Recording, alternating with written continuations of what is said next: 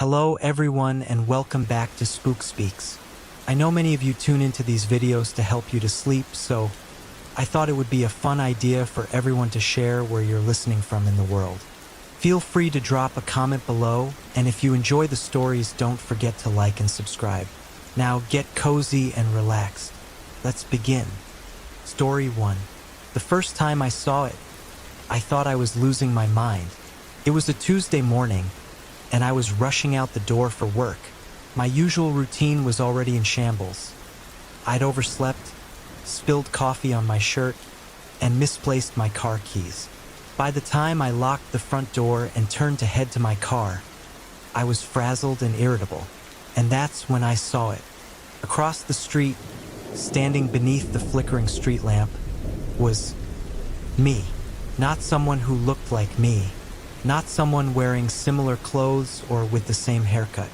It was me down to the tiniest detail. My face, my posture, even the slightly awkward way I shifted my weight when I stood still for too long. I froze, my keys slipping from my hand and clattering onto the pavement. My double stared back at me with an unervingly calm expression, as if it had been waiting for this moment. I should have called out. I should have demanded to know who or what it was. But all I could do was stand there, my chest tightening with an inexplicable sense of dread. And then it smiled. Not a friendly, reassuring smile, but something cold and knowing. The kind of smile that said it had secrets I could never hope to understand. I blinked, and it was gone. By the time I arrived at work, I had almost convinced myself I'd imagined the whole thing. Stress could do strange things to the mind, after all. Maybe I was just overtired, or maybe the caffeine I chugged on an empty stomach was playing tricks on me. But no matter how hard I tried to rationalize it, the memory of that smile lingered, gnawing at the edges of my thoughts. "Rough morning?" my coworker, Melissa, asked as I slumped into my desk chair. "You have no idea," I muttered, rubbing my temples. Melissa gave me a sympathetic smile before turning back to her computer. I tried to focus on my own work, but my mind kept drifting back to the figure beneath the street lamp. At lunch, I found myself scrolling through online forums about doppelgangers. Most of what I found was harmless folklore, old wives' tales about how seeing your double was a bad omen, a sign of impending death or misfortune. I closed the tab with a shiver, determined to put the incident behind me. But that night, as I lay in bed staring at the ceiling, I couldn't shake the feeling that I wasn't alone. The shadows in my room seemed deeper, darker than usual. Every creak of the house made my heart pound. Eventually, I drifted into a restless sleep, only to be jolted awake by a sound I couldn't quite place. It wasn't the usual groan of the old pipes or the rustle of tree branches against the window. It was softer, closer, like the faint sound of breathing. I sat up, my pulse racing, and scanned the room. First, everything seemed normal, and then I saw it. Standing in the corner, half hidden by shadows, was the figure from the street lamp. My double. Its eyes gleamed in the darkness, and its lips curled into that same chilling smile. I screamed, scrambling for the bedside lamp, but when the light flooded the room, it was gone. The next morning, I couldn't shake the feeling that something was wrong. My reflection in the bathroom mirror seemed off. At first glance, it looked like any other reflection. But when I leaned closer, scrutinizing the face staring back at me, I noticed subtle discrepancies. The tilt of the head, the slight delay in movement when I raised my hand to my face. I told myself I was imagining things, but deep down, I knew better. At work, I avoided eye contact with everyone, too afraid of what I might see in their expressions. Did they notice something different about me? Did they see the fear I was struggling to hide? Melissa stopped by my desk around lunchtime, her brow furrowed with concern. "Hey, are you okay? You seem a little distracted today." I forced a smile. "I'm fine. just didn't sleep well. She hesitated, clearly not convinced, but eventually nodded and walked away. The rest of the day passed in a blur, and by the time I got home, I was exhausted. I dropped my bag by the door and collapsed onto the couch, my head in my hands. I didn't want to admit it, but I was terrified. Whatever this thing was, this double, it wasn't going away, and I had no idea what it wanted. I woke up to the sound of my phone ringing, sharp, insistent, pulling me from a restless sleep. Blinking into the early morning light, I grabbed it, still half dazed from the nightmare that had clung to me like cobwebs. "Hello," I croaked, my throat dry. "Hey, it's Melissa. You didn't show up for work today. Is everything okay?" I sat up, the fog of sleep dissipating as the realization hit. I had missed work? I didn't mean to, I stammered, pushing the covers off and standing up. I must have overslept. "You sure you're all right?" Melissa's voice was laced with concern. "You've seemed off lately, and you weren't responding to messages." "I'm fine. I cut myself off, the memory of the previous night rushing back, my double in the shadows. "I'll be in soon. I just need to get myself together." "All right, just take care of yourself, okay? I'll see you later." After hanging up, I stood there in the stillness of my apartment, trying to gather my thoughts. The image of my double was still burned into my mind, the way it had stood in the corner, watching, waiting. It wasn't just a hallucination. It was real. I couldn't ignore it any longer.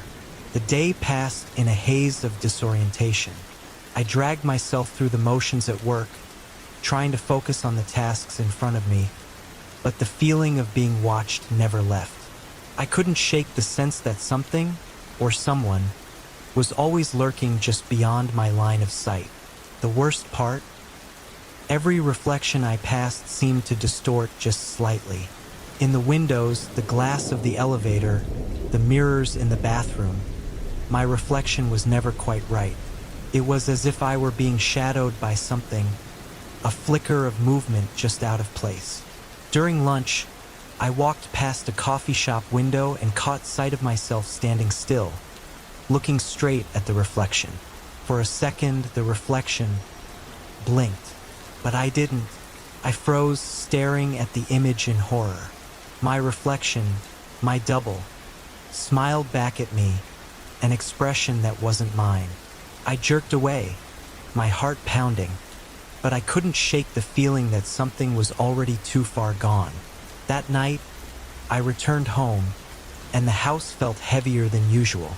It was as if the walls were closing in on me, whispering promises of things I didn't want to hear. I dropped my bag on the floor and turned to go into the kitchen when I caught a glimpse of movement in the hallway. I froze. There, standing in the dim light from the living room, was my double. It wasn't just a reflection anymore. It was standing in front of me, its expression identical to mine.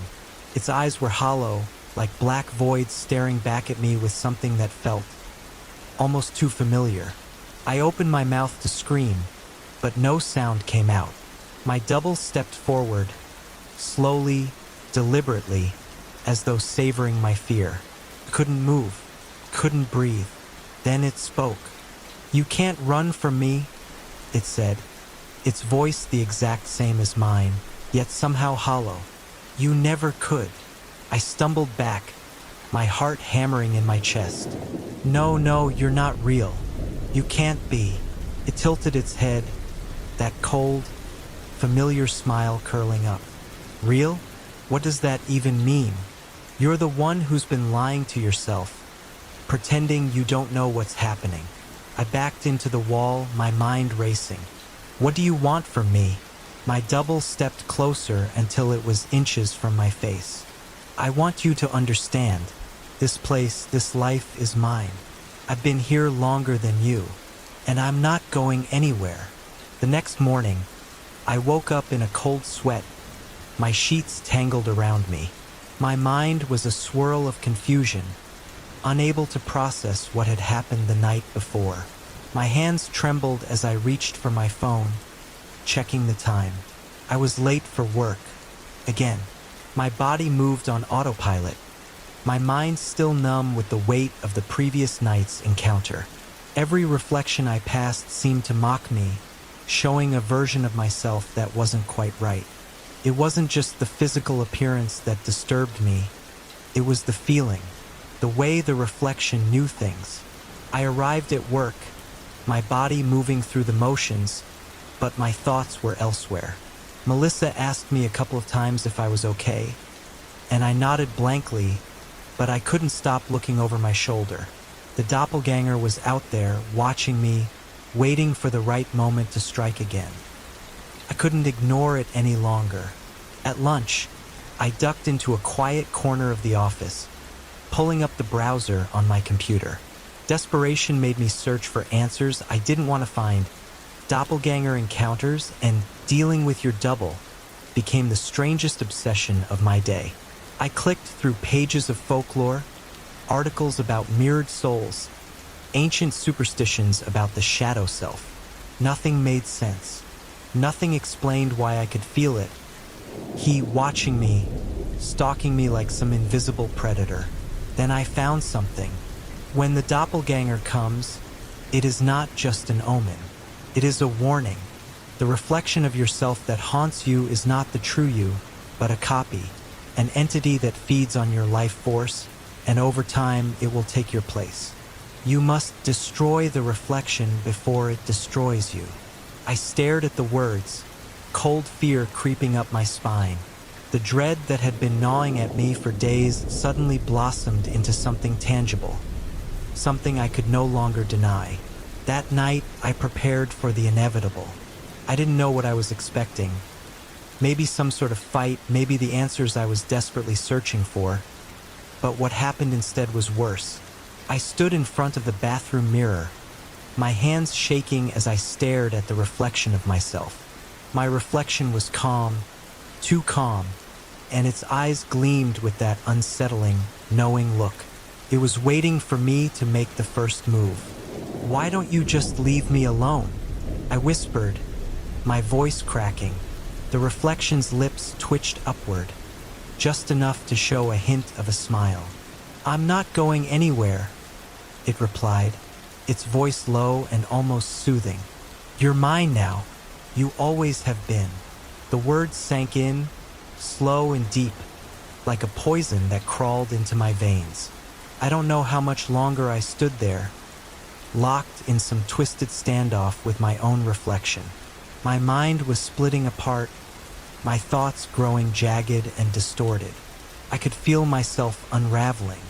Then I made the mistake of looking away for just a second. When I looked back, the reflection had changed.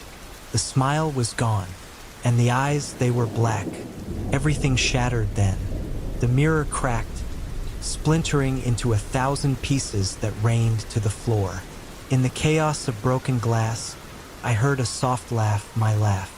It echoed around me, bouncing off the walls, until it was all I could hear. "You can't escape," it whispered. "You never could." And with that, the room plunged into darkness. I snapped my eyes open to find myself lying on the bathroom floor, shards of glass scattered around me like a broken promise. My head throbbed, my breath shallow as I pushed myself up. The laughter was still ringing in my ears, though it wasn't as sharp as before. It lingered, muffled, as though it were coming from the deepest parts of my mind. I had to get out of there. My reflection had never been just a reflection. It had been watching, waiting, growing stronger. I could feel it in my bones now, the weight of its presence hovering just beyond the threshold of my consciousness. I pulled myself to my feet, my hands shaking, and staggered out of the bathroom. The apartment felt different now, alien in its quietness. I could almost feel the walls pressing in on me.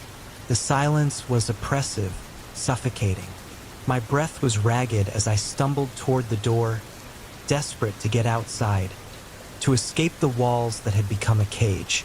But when I reached for the door handle, something stopped me. It wasn't a physical barrier, nothing I could see or touch, but it was there. An invisible force that pressed against me, holding me back. My hand hovered just above the door handle as I tried to make sense of what was happening. Was I imagining it? No, this was real. The air felt thick, charged with something dark. A low hum vibrated through the floor, making the hairs on my neck stand on end. Something was wrong, something beyond the doppelganger I'd been seeing. I took a step back, the urge to leave burning inside me. I couldn't be here anymore. I couldn't let that thing, it win. With a deep breath, I turned away from the door and stumbled toward the window, hoping the night air would offer some clarity. I threw it open, gasping at the fresh breeze that rushed in, bringing with it the sounds of the city. For a moment, I felt human again, like I wasn't trapped in some distorted nightmare. But that feeling was fleeting. As I stood there, staring out at the world I could no longer fully trust, I saw it. Across the street, standing in the dim light of the lamppost, was my double. Again. But this time there was something different. It was no longer just an eerie reflection in the glass, a fleeting apparition to torment me. It was alive. It was real. I could see its details clearly, the way the light glinted off its eyes, the slight twitch of its fingers, the way its body leaned forward slightly, as though inviting me to step closer. My heart pounded. It's not real. Can't be real. I backed away from the window, my pulse thundering in my ears, but the figure remained, staring back at me, unmoving. The smile was wide, mocking. No, I whispered to myself, my voice breaking. No, this isn't real. This isn't. But deep down, I knew the truth. It was real. All of it. The night dragged on in a haze of panic and confusion. Couldn't sleep. I couldn't think straight. I couldn't escape the sensation of being watched. Even when I closed my eyes, I could feel it. It lurking just beyond the edges of my vision, always there, always waiting. At some point, I decided I had to confront it. If I didn't, I'd lose myself completely. I'd let it take me, and I wasn't sure I could live with that. I had to end this, whatever it was.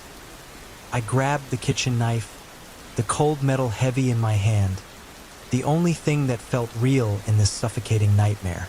I stared at my reflection in the polished surface of the fridge, steeling myself for what I had to do. I didn't know how to stop it, but I couldn't run anymore. I had to confront the thing that had haunted me since that first glimpse across the street. My double wasn't just an imposter. It was something older, something darker. The house felt different tonight. The walls seemed to pulse with an energy I couldn't explain, and the air was thick with the weight of anticipation. I was going to face whatever it was, no matter the cost. Couldn't back down. I moved cautiously through the apartment, the knife held at my side, my footsteps muffled on the hardwood floors. The hallway stretched before me, impossibly long in the silence, and I could feel the weight of each step, like I was moving through molasses. And then I saw it. At the end of the hallway, in the dim glow of the overhead light, there it stood again, the doppelganger. It was smiling, that same haunting, empty smile. But this time, its eyes were different, blacker, deeper, and there was no mistaking it now. It wasn't just a mirror image of me. It wasn't a reflection at all. I took a step forward, the knife trembling in my hand, my heart racing in my chest. It didn't move. It just stood there, its gaze never leaving mine, as if daring me to take the next step. "You can't stop this," it whispered, its voice now a mocking echo of my own. "You never could." My breath hitched. It's not real. Can't be real. But I couldn't deny it anymore. The air was heavy with something ancient, something malevolent, and as I stepped closer, the walls seemed to shift. The apartment around me began to distort, its edges warping like I was walking through a broken reflection of reality. I couldn't fight this, could I? The doppelganger moved. It didn't rush toward me, didn't lunge or leap. It simply stepped forward, its movements smooth and fluid, as though it was made of the same air I breathed. The smile on its face deepened, like it was savoring my fear. "You're not even the first," it murmured almost lovingly, as if trying to comfort me in some twisted way. "I've been here for so long, you know? I've taken countless forms, countless faces. But you've been the hardest. So stubborn, so resistant." I was shaking now, my grip on the knife faltering, the blade reflecting the dim light in the hallway. "What do you want from me?" "You." It said it like it was the simplest thing in the world. "I want you. All of you." I closed my eyes for a moment, trying to steady myself, trying to gather what little was left of my sanity. There was no escaping it, no running. But maybe, just maybe, I could make a choice. I didn't know how, but I had to. I opened my eyes and faced it, the last vestiges of my strength flickering inside me. "I won't let you take me," I said, my voice shaking but firm. The doppelganger tilted its head. "Oh? You think you have a choice?" And for the first time in this twisted game, I made my decision. I lunged forward. The knife met nothing but air. The moment I reached for it, the world around me exploded into a flash of light. The apartment vanished. The hallway dissolved. The doppelganger, the thing that had been haunting me for days, disappeared, and I was falling. The world around me shattered like glass. I felt the sensation of falling, but there was no ground, no floor beneath my feet. The air swirled around me, thick with a pressure I couldn't explain. Time itself seemed to stretch out, elongating into eternity. I could hear my own breath, frantic and shallow, but even that seemed muffled, like I was submerged underwater. Then, in the next breath, everything stopped. The sensation of falling ceased. The air around me became still. I opened my eyes, half expecting to find myself back in the hallway of my apartment, facing the doppelganger once again. But what I saw instead made my stomach drop further than the fall had. I was no longer in my apartment. I stood in a vast, dark expanse, endless and stretching out in all directions like some kind of void. There were no walls, no sky, just a black, empty space that seemed to press in on me, suffocating me with its oppressive silence. And there, in the distance, was a single figure. I could barely make it out at first, a blur in the darkness, but as I focused, I realized it was me, my doppelganger. No, it wasn't just me. It was the thing that had been chasing me, the creature that had haunted my every step. The twisted, distorted version of myself stood still, its back to me as if waiting. I wanted to scream, to run, but my legs wouldn't move. My body was frozen, suspended in place by some unseen force. And then the thing turned. Its face, my face, stared back at me. Its eyes, black as night, gleamed with an eerie, knowing light. It didn't speak. It didn't need to. The message was clear in its gaze. "You are here. This is where you be."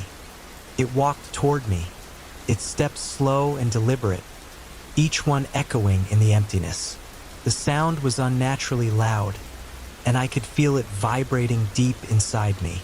The closer it got, the more the air seemed to thicken, to warp. The edges of the space around us began to shimmer, like the whole world was a broken reflection. I couldn't speak. I couldn't think. All I could do was watch as my double advanced, its expression unreadable. It wasn't angry, it wasn't afraid, it was simply there, a force of nature, unstoppable. When it was only inches away, I finally managed to say something. "Why?" The doppelganger smiled. It was that same smile, the one I had seen so many times in the mirrors and windows. But it wasn't the same smile at all. This one was full of malice, a reflection of something deep and ancient. "You've been running from me for so long, haven't you?" it said, its voice soft but with an undercurrent of something darker. "Always hiding, always pretending you're not part of me. But you are. You always have been." I wanted to protest, to deny it, but deep down I could feel the truth creeping in, the pieces of the puzzle falling into place. "You're not real," I said, my voice trembling. "This is all in my head. This is just a nightmare." The doppelganger tilted its head, its smile never faltering. "You're wrong. I'm as real as you are." It reached out then, its hand hovering just in front of my face. I wanted to recoil, to push it away, but my body refused to move. I stood frozen, my heart racing in my chest. The hand touched my face, and suddenly, everything changed. I felt an overwhelming rush, like I was being pulled in every direction at once. The space around me twisted, folding in on itself until I was standing in the middle of a new place. A place that seemed familiar yet completely wrong. It was my apartment, but it wasn't. The colors were too bright, the edges of the furniture too sharp. The shadows stretched unnaturally long, as though the room was bathed in some strange, otherworldly light. And at the center of it all was the reflection in the mirror. I approached it, hesitantly, my heart pounding in my chest. The figure in the mirror was me, but it wasn't. The eyes were empty, hollow, the smile stretched too wide. It was wrong. "No," I whispered, reaching out to touch the mirror. But before my hand made contact, I heard a voice. It was my voice. "Do you see it now?" The voice asked, soft but with an edge of something unrecognizable. "This is what you've been running from. This is who you really are." I stepped back, horrified. Couldn't breathe. Couldn't think. The reflection was no longer just a shadow. It was an entity. It was the truth. And then I heard the sound of footsteps behind me. I turned, and there it was again, the doppelganger. But this time, I didn't flinch. I didn't scream. I just stood there, staring, as it stepped closer, as it filled the room with its presence. "You've been living in a lie," it said, its voice eerily calm. "This is who you were always meant to be." The doppelganger didn't need to say anything more. It reached out, its hand grazing mine, and I felt the truth flood into me. I was the reflection, the thing in the mirror, the doppelganger, and the world, the one I had thought was real, began to crumble. The apartment faded, the light flickered, and the room warped around me, as though the very fabric of my reality was unspooling. The ground beneath me seemed to disappear, and for a moment, I was floating in darkness. The silence was deafening, but in that silence, I realized something. I wasn't just facing my doppelganger anymore. I was becoming it. The lines between us blurred, our identities merging into one, until there was no distinction. No I or it, only us. And then, just as quickly as it had started, everything stopped. I opened my eyes.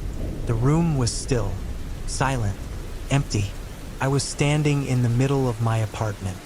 The mirrors were intact, the windows clear.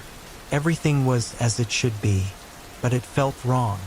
I took a step forward, and the reflection in the window caught my eye. It wasn't mine. The face in the glass was still smiling, still watching. But it wasn't me anymore.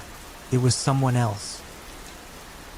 And if you're still watching, hit the subscribe button and keep supporting the channel.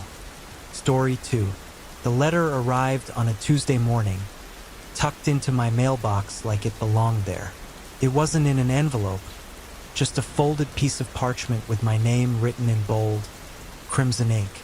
The handwriting was unfamiliar, sharp, and elegant, the kind that belonged to someone either very old-fashioned or very dramatic. I almost didn't open it. I'd been burned by enough spam mail masquerading as invitations to know better. But there was something about the letter, something magnetic. The paper felt cool under my fingers, almost like it had been sitting in the shade despite the morning sun. When I unfolded it, a faint metallic smell wafted up, like old pennies. You are cordially invited to Crimson Grove, an escape, a sanctuary, a chance to discover yourself. The carriage departs at dusk. Do not delay. No address, no sender, no details beyond that cryptic message. I stared at it, half expecting some prankster to jump out from behind a bush with a camera. But the street was empty, just the usual suburban quiet. Crimson Grove. I'd never heard of it. I almost didn't go. I told myself it was ridiculous. A trick, a scam, maybe even dangerous. But as dusk settled over the neighborhood, I couldn't shake the feeling that I needed to find out what this was. When I stepped outside, the air had a strange weight to it, like a storm was coming. The sun was dipping low, casting everything in a warm, golden glow. And then I saw it. Carriage. A real, honest-to-God carriage, complete with black horses whose manes shimmered like polished obsidian. It stood at the end of my driveway, its driver cloaked in a long, dark coat. I hesitated. Hello, I called out. The driver didn't respond. They simply gestured toward the carriage door, their gloved hand as pale as bone. My heart was hammering in my chest, but I climbed in anyway. The interior was surprisingly modern, with plush crimson seats and golden fixtures. As soon as I shut the door, the horses began to move, their hooves clicking against the pavement. I looked out the window, expecting to see familiar streets. But instead, the world outside seemed to blur and shift, the houses melting into dense, dark woods. The trees loomed higher and higher, their branches tangled like gnarled fingers. The light outside faded, and soon the only illumination came from the lanterns hanging on the carriage. I swallowed hard, gripping the edge of my seat. "Where are we going?" I asked, my voice trembling. The driver didn't answer. When the carriage stopped, I was too afraid to move. The driver opened the door without a word, and I stepped out onto a narrow dirt path surrounded by trees. In front of me was a gate, massive, wrought iron, and covered in intricate carvings of twisting vines and roses. Beyond it, I could just make out the outline of a mansion, its spires piercing the night sky. The gate creaked open on its own, revealing a winding path lined with lanterns. As I walked, the air grew colder, and the scent of roses became overwhelming. The mansion loomed ahead, its windows dark and unwelcoming. The door swung open as I approached, revealing a grand entry hall bathed in dim red light. "Welcome," a voice said. I turned to see a woman descending the staircase. She was tall and elegant, her dress flowing like liquid silk. Her eyes were the color of wine, and her lips curled into a smile that was both inviting and unsettling. "You've arrived," she said, her voice smooth as honey. "We've been expecting you." The woman glided toward me, her every movement fluid and deliberate. It felt like she was floating rather than walking, her crimson dress rippling in ways that defied logic. I stood frozen in the doorway, my gaze darting around the grand hall. The space was unlike anything I'd ever seen, ornate and otherworldly. The floors were polished obsidian, reflecting the faint, flickering glow of candelabras mounted on the walls. The air smelled of roses, rich and heady, but beneath that was something metallic, something faintly sour. She stopped just a few steps away from me, her eyes narrowing slightly as she studied me. "You're trembling," she said softly. "There's no need to be afraid." I forced myself to swallow, my throat dry. "What is this place?" Her smile widened. "This is Crimson Grove, a retreat for those seeking answers, sanctuary, and perhaps something more. Her words were vague, but her tone suggested she knew exactly why I was here, even if I didn't. "I don't remember signing up for this," I said, my voice barely above a whisper. She chuckled, a low, musical sound that sent chills down my spine. "Most don't, but everyone who arrives here belongs here. You'll understand soon enough." The cryptic answer did little to settle my nerves. I wanted to turn around, to demand the carriage take me back home, but some invisible force seemed to anchor me in place. "Come," she said, turning and gesturing for me to follow. "The others are waiting." The others were gathered in what looked like a grand ballroom, though it had been converted into a lounge of sorts. Plush chairs and velvet couches were arranged in clusters, and a roaring fireplace cast flickering shadows across the walls. There were 6 of them, all seated in various poses of unease or curiosity. They turned as I entered, their expressions a mix of relief and apprehension. The woman led me to an empty chair near the center of the room. "This," she said, gesturing to the group, "is your cohort." "Cohort for what?" I asked, glancing nervously at the others. She didn't answer. Instead, she raised her hands, as though commanding the room's attention. "Welcome to Crimson Grove. Each of you has been brought here for a reason. You felt the pull, haven't you? The questions, the doubts, the restlessness that has plagued your waking hours." The others murmured in agreement, their faces softening as her words struck a chord. "Here," she continued, "you will find the truth about yourselves, about the world, and about what lies beyond." "What does that mean?" one of the others asked. He was tall and broad-shouldered, with an air of skepticism that matched his gruff tone. The woman's smile didn't falter. "All will be revealed in time. For now, relax. Enjoy the comforts of the grove. And most importantly, do not leave the grounds." Her tone darkened on the last sentence, and her crimson eyes swept over us as though daring anyone to defy her. After the woman left, the room descended into uneasy silence. No one seemed eager to speak, each of us lost in our own thoughts. Finally, the tall man broke the silence. "So, does anyone know what's going on here?"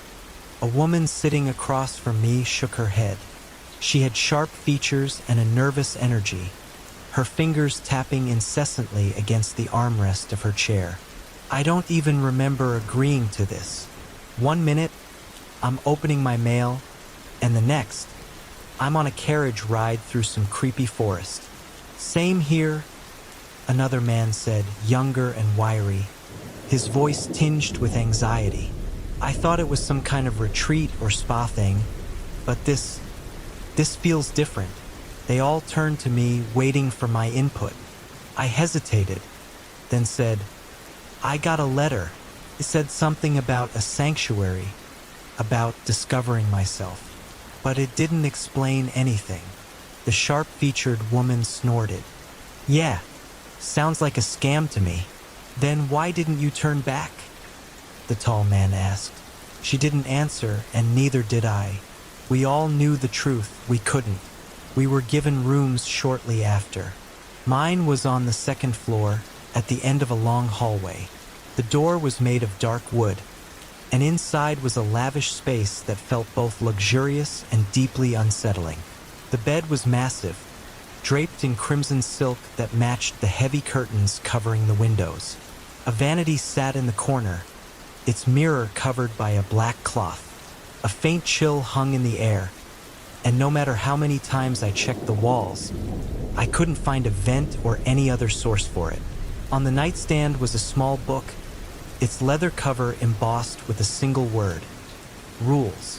I opened it cautiously, the pages crackling with age. The rules were written in the same crimson ink as the letter. 1. Do not leave the mansion grounds. 2. Do not uncover the mirrors. 3. Do not wander the halls after midnight. 4. If you hear whispering, do not respond. 5. If the bell rings, gather in the ballroom immediately. My stomach turned as I read.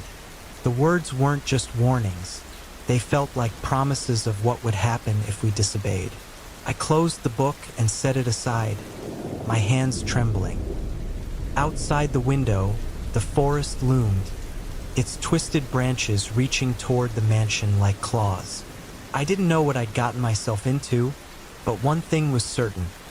I wasn't leaving Crimson Grove the same person I'd been when I arrived. That first night, I couldn't sleep. The bed, though impossibly soft, felt suffocating. The crimson curtains seemed to pulse faintly in the dim light, like they were breathing in unison with the heavy silence. My mind replayed the list of rules over and over, each one more unnerving than the last.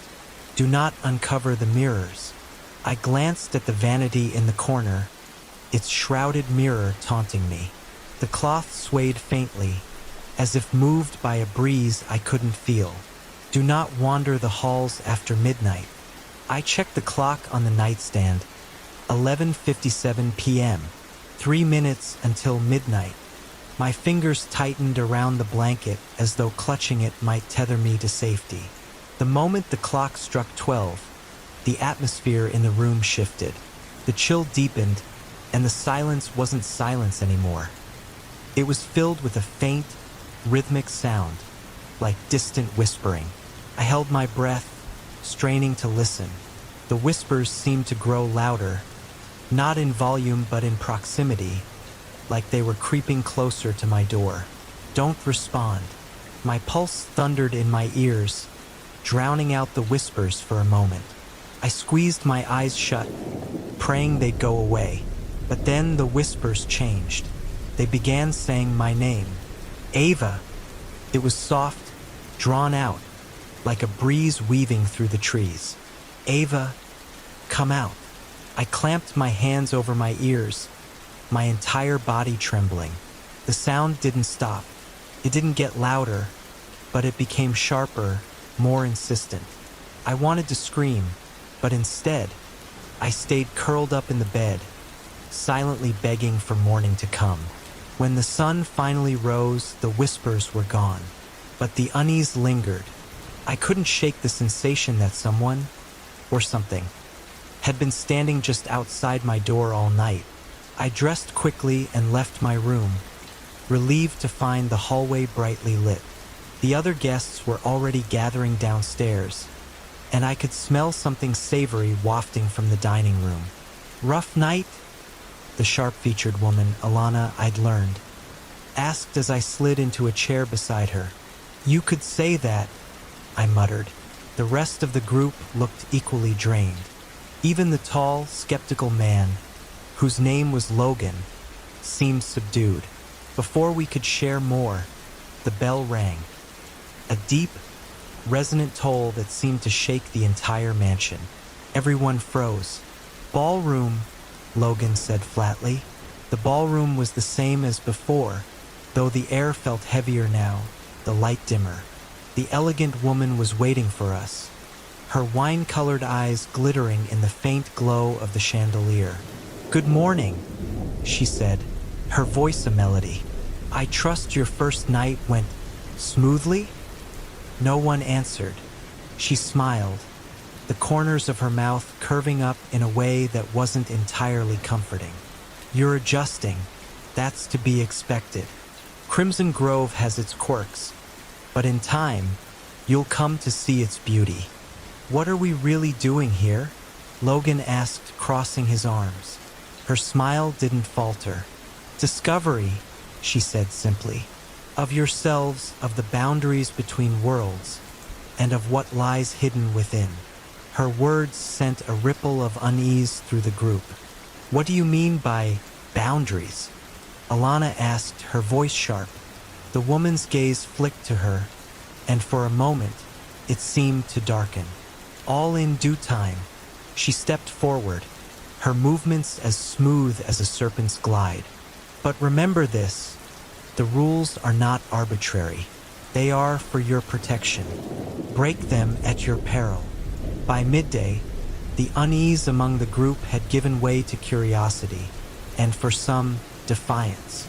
"I don't buy any of this," Logan said as we sat in the lounge. "This whole place is just some elaborate setup. Probably a social experiment or some rich weirdo's twisted hobby." "You think the whispers last night were a setup?" I asked, my voice dripping with sarcasm. Logan shrugged. "There's always an explanation. Hidden speakers, maybe. Psychological tricks. Fear can make you see and hear things that aren't real." I wanted to argue, but part of me wondered if he was right. Alana rolled her eyes. "Yeah, sure. And what about the mirrors? What kind of setup involves telling people not to look at their own reflection?" Logan smirked. "I don't know, but I'm going to find out." Before anyone could stop him, he stood and strode to the nearest mirror, a gilded one hanging on the far wall. "Logan, don't—" I started, but he waved me off. He gripped the edge of the cloth covering the mirror and yanked it down. For a moment, nothing happened. The reflection was just that, a reflection. Then Logan's image in the glass moved, though he remained still. The reflection turned its head, looking directly at him. Its lips curled into a grin that didn't reach its eyes.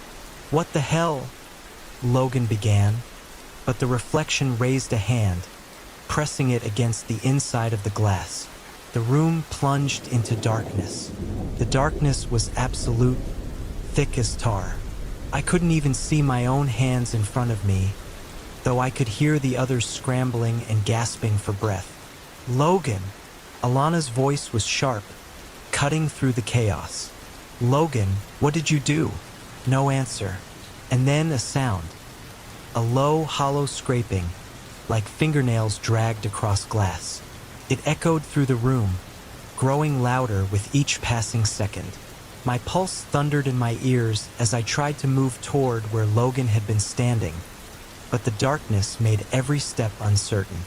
"Logan!" I called, my voice shaking. The scraping stopped abruptly, replaced by a whispering that sounded eerily familiar. It wasn't coming from one direction. It was everywhere, surrounding us, seeping into our ears. "Ava!" I froze. The voice was the same one I'd heard outside my room the night before. "Ava, why did you come here?" I couldn't answer. My throat felt tight, and my limbs were trembling uncontrollably. Suddenly, light flared to life. A dim, sickly glow emanating from the mirror Logan had uncovered. The glass shimmered like water, and Logan's reflection was still there, staring out at us with that unnerving grin. But Logan himself was gone. "Where is he?" Alana demanded, her voice rising in panic. She grabbed my arm, her nails digging into my skin. "Where the hell is he?" Before I could respond, the reflection moved again, stepping back from the surface of the mirror as though retreating into some unseen depth. Behind it, shadows churned and writhed, forming shapes that were almost human but not quite. One by one, they turned their eyeless faces toward us. The mirror's glow pulsed, bathing the room in a flickering light. The shapes within it began to press against the glass, their twisted forms rippling like water. "We need to cover it," Alana shouted, releasing my arm and backing away. "How?" The wiry younger man, Sam, yelled, his voice high-pitched with fear. "It's not like we can just—" The mirror cracked. The sound was deafening, like a thunderclap, and a jagged fracture split the glass from top to bottom. For a moment, everything was still. Then the shadows began to seep through the crack, oozing out like black smoke. I grabbed the cloth Logan had torn down and lunged toward the mirror. But as soon as I got close, a tendril of darkness lashed out, wrapping around my wrist. It was cold, so cold it burned, and I screamed, stumbling back, The shadow released me, but the others were already spilling into the room, their forms coalescing into taller, more defined shapes. "Run!" Alana shouted, grabbing my other arm and dragging me toward the door. We didn't need to be told twice. The hallway was just as dark as the ballroom had been, and the faint light from the mirror barely followed us. "Where are we going?" Sam yelled, his footsteps slamming against the polished floor. "Anywhere but here," Alana snapped.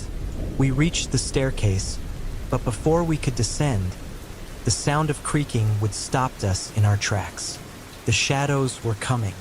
They moved like liquid, pouring out of the ballroom and spreading up the walls and ceiling. Their eyeless faces turned toward us, their forms impossibly fast. "Go!" I screamed, shoving Alana forward. We barreled down the stairs, nearly tripping over each other in our haste. The front door was ahead, a massive, ornate thing that seemed so much closer than it had before. Sam reached it first, yanking on the handle with all his might. "It's locked!" he shouted, panic rising in his voice. I joined him, trying to twist the handle, but it wouldn't budge. "Help us!" I yelled to Alana, who was already looking around desperately for another exit. "They're coming!" she screamed. I turned to see the shadows spilling down the staircase, their movements smooth and unnervingly silent. Just as one of the shadows reached the bottom step, the air around us shifted. A sharp, metallic scent filled the room, and the temperature plummeted even further. The crimson-dressed woman appeared at the top of the stairs, her presence as sudden as it was commanding. She raised a hand, and the shadows froze mid-motion, their forms quivering like smoke caught in a draft. "You've broken the rules," she said, her voice sharp and cold. "And now you've invited them in." Her words were directed at us, but her gaze settled on the shadows. With a flick of her wrist, the creatures recoiled, slithering back toward the mirror like scolded animals. The door to the ballroom slammed shut behind them, and the room fell silent once more. "You are fools," she hissed, descending the stairs with the grace of a predator. "The rules are not a suggestion. They are a lifeline. Where's Logan?" I demanded, my voice cracking. "What did you do to him?" She tilted her head, her expression unreadable. "He made his choice. He is with them now." "With them?" Alana asked, her voice trembling. "What does that mean?" The woman didn't answer. Instead, she turned and began walking back up the stairs. "If you wish to survive," she called over her shoulder, "do not make the same mistakes." As the crimson-dressed woman disappeared into the shadows at the top of the stairs, the silence she left behind was deafening. None of us spoke for a moment, the reality of what we'd just seen settling in like a heavy fog. "Logan's gone," Sam finally whispered, his voice barely audible. I shook my head, unwilling to accept it. "He can't be gone. We have to find him." Alana's sharp laugh cut through my denial. "Find him? Did you see W?" Her words stung, but they weren't wrong. I stared at the ballroom doors, now sealed tight, and felt a pang of guilt. Logan had broken the rules, but we'd all been complicit in our curiosity. "We need answers," I said, turning to the others. "She said the rules are a lifeline. That means there's some way to survive this." "Survive what?" Sam asked, his voice rising with panic. "This place is a death trap. Shadows coming out of mirrors, whispering voices. None of this is normal. Stop it!" Alana snapped, stepping between us. "Panicking won't help." Before we could argue further, a deep, resonant chime echoed through the mansion. The same bell as before, its sound vibrating through my chest like a warning. We all turned toward the sound, our unease growing. "It's coming from the ballroom," Sam said, his face pale. "No," I whispered, stepping back instinctively. We can't go back in there. Do we have a choice? Alana asked. We approached the ballroom doors cautiously, the echo of the bell still ringing in our ears. The air grew colder with each step, and when I touched the handle, a shiver ran through my entire body. The door creaked open, revealing the room bathed in a dim, crimson glow. The mirror stood at the far end, now fully intact, its surface shimmering faintly as if nothing had happened. But something had changed. A new set of rules was written on the wall above the mirror, the words etched in deep, jagged lines as if clawed into the wood. 1. Do not question the host. 2. Do not touch the mirrors. 3. Do not leave your room between 3 o'clock and 3:33 a.m. 4. Do not attempt to leave the property. 5. Obey the bell. What the hell is this? Sam muttered, his eyes wide. The rules are changing, I said, my voice barely above a whisper. They're not just rules, Alana said, stepping closer. They're commands. The bell chimed again, and we all jumped. This time, the sound was sharper, more insistent. Obey the bell, Alana repeated, her face pale. What does that even mean? I don't want to find out, Sam said, backing away. But as we turned to leave, the door slammed shut behind us. The room grew darker, the crimson light dimming until it was nearly black. The mirror's surface rippled like water, and once again, shadows began to stir within it. We have to do something, Sam shouted, pounding on the door. Before we could respond, a voice filled the room. Not the whispers we'd heard before, but something louder, more commanding. Who among you will obey? The voice was feminine but cold, devoid of any warmth or humanity. We don't know what you want, Alana yelled, her fists clenched. The mirror shimmered, and the reflection of the room twisted into something grotesque. The chandeliers dangled like skeletal remains, and the crimson-dressed woman appeared in the center, her eyes glowing faintly. This is your test, she said, her lips curling into a cruel smile. One of you must choose. Choose what? I demanded, my voice shaking. To stay, she said simply. The air grew heavier, and the temperature dropped further. The shadows slithered out of the mirror again, circling us like predators. No way, Sam said, shaking his head violently. I'm not staying here. The woman tilted her head, her smile widening. Then you will all remain. Panic surged through me as the shadows began to close in. Their eyeless faces loomed closer, their forms rippling unnaturally. Wait, I shouted, stepping forward. There has to be another way. The woman's gaze locked onto me, her eyes narrowing. Another way? I swallowed hard. We'll follow the rules, whatever they are, but no one has to stay behind. The room fell silent. Even the shadows seemed to pause, their movements stilled. You think yourself clever, she said, her voice soft but laced with menace. But bargains come with a price. What kind of price? Alana asked warily. The woman smiled again, and this time it was more predatory than before. You will learn. With a flick of her wrist, the shadows retreated, and the mirror's surface stilled. The ballroom doors creaked open behind us, revealing the now empty hallway. Go, she said, but remember, the rules will not save you from yourselves. We stumbled into the hallway, gasping for breath. The oppressive weight of the ballroom lifted slightly, but the cold lingered, biting into our skin like tiny needles. What the hell just happened? Sam demanded, his voice breaking. She let us go, Alana said, her tone uncertain. But for how long? I glanced back at the ballroom doors, now closed and silent.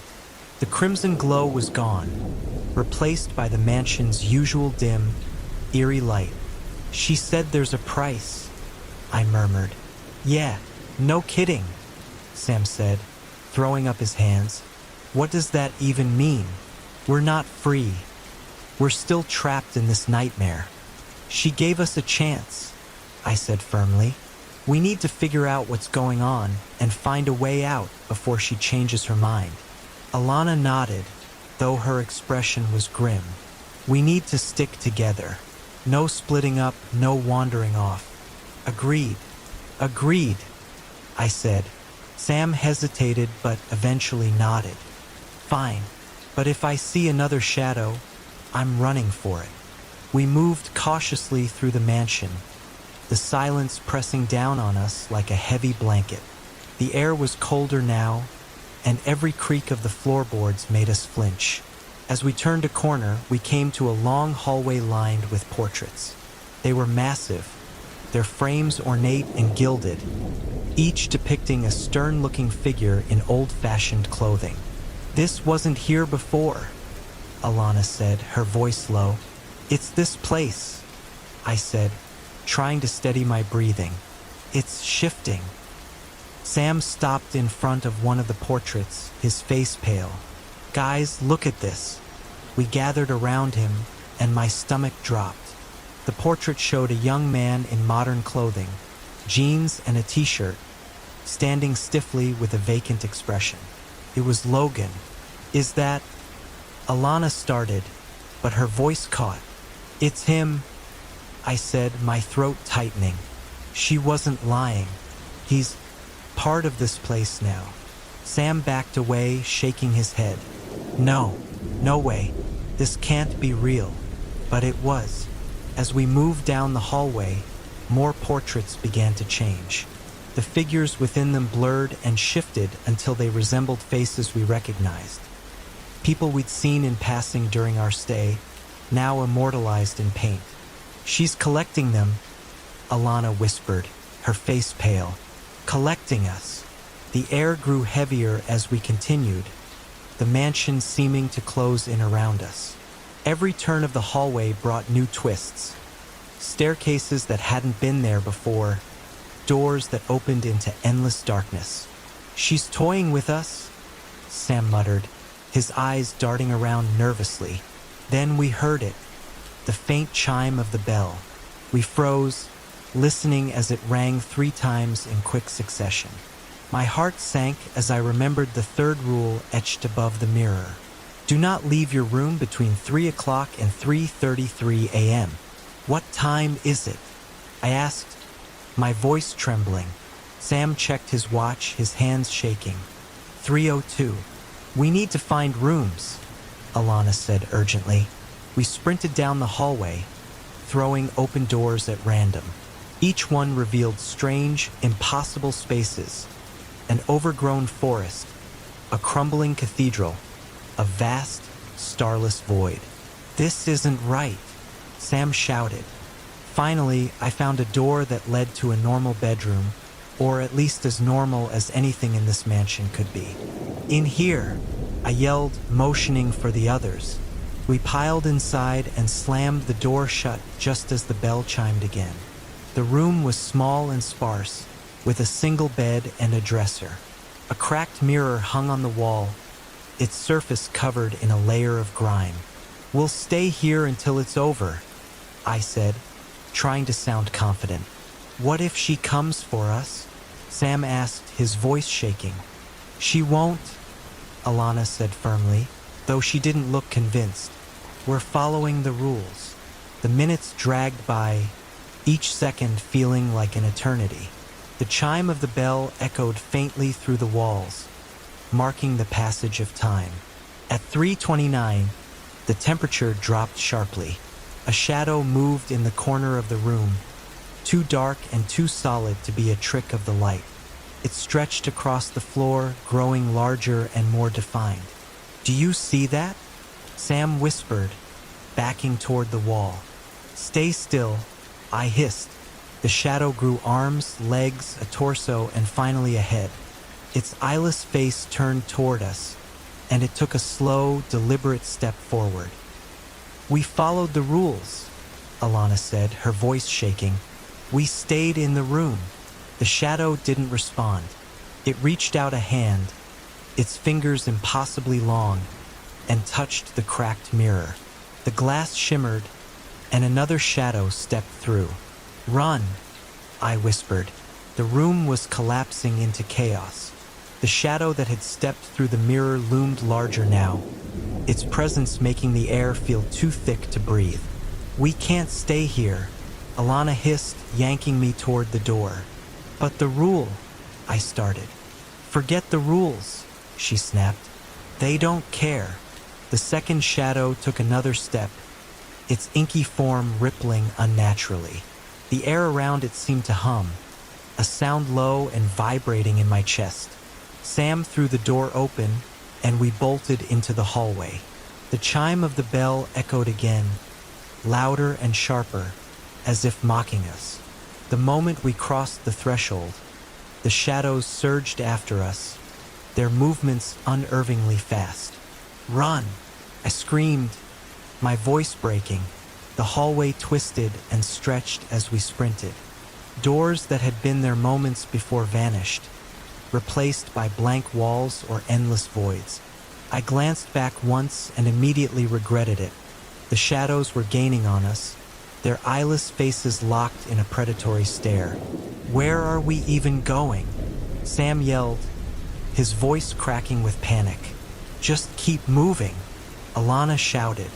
We rounded a corner and stumbled into a hallway bathed in a familiar, sickly red light. My stomach churned as I realized where we were. "The ballroom's this way," I said, my voice shaking. "We can't go back there," Sam protested. "Do you have a better idea?" Alana shot back, dragging him forward. The shadows hesitated at the threshold of the crimson light, their forms writhing as if in pain. For a moment I thought we might be safe, but then a figure appeared at the far end of the hallway. It was Logan, or at least something that looked like him. His eyes were empty sockets, and his smile stretched too wide, splitting his face like a grotesque mask. "Welcome back," he said, his voice distorted and hollow. Alana froze, her grip on Sam tightening. "Logan," he tilted his head, his grin widening. "You shouldn't have left your room." The shadows surged forward again, and Logan, or whatever he'd become, raised a hand. They stopped instantly, their forms quivering like marionettes waiting for their strings to be pulled. "You're breaking the rules," he said, taking a step toward us. I stepped forward, my heart pounding so hard I thought it might burst. "Logan, listen to me. You don't have to do this. We can help you." His head tilted the other way as if considering my words. "Help?" he repeated, his voice dripping with mockery. "I don't need help. I'm free now." "You're not free," Alana said, her voice trembling. "You're a prisoner, just like us." He laughed, the sound echoing unnaturally in the crimson-lit hallway. "Prisoner? No, I'm part of this place now, and soon you will be too." The shadows began to creep forward again, inching closer with every passing second. "Wait!" I shouted, holding up my hands. "There has to be another way, a way for all of us to get out of here." Logan's grin faltered, and for a brief moment, I thought I saw something human flicker in his expression, but it was gone as quickly as it came. "There's no way out," he said, his voice quieter now. "Not unless you're willing to pay the price." "What price?" Alana asked, stepping forward. Logan pointed toward the ballroom doors, now visible at the end of the hallway. "Go back. She'll tell you." We hesitated, but the shadows behind us left no choice. Slowly, we made our way toward the ballroom, the air growing colder with each step. The doors creaked open on their own, revealing the room bathed in its usual crimson glow. The mirror stood at the far end, its surface shimmering like water, and she was there. The crimson-dressed woman stood in front of the mirror, her expression calm but unyielding. "You return," she said, her voice echoing in the vast space. "We want out," I said, forcing my voice to stay steady. "Tell us how to leave." She smiled faintly, tilting her head. "Leave? You've already been told the rules. Breaking them carries consequences." "We didn't break them on purpose," Alana snapped. "You're twisting everything." The woman's gaze hardened. "This place does not forgive ignorance. But there is one way." The room fell silent, the weight of her words pressing down on us. "What way?" I asked cautiously. She gestured toward the mirror. "One of you must enter and take their place among the shadows.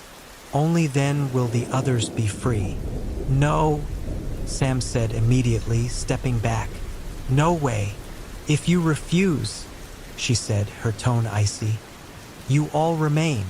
The silence after her words was unbearable.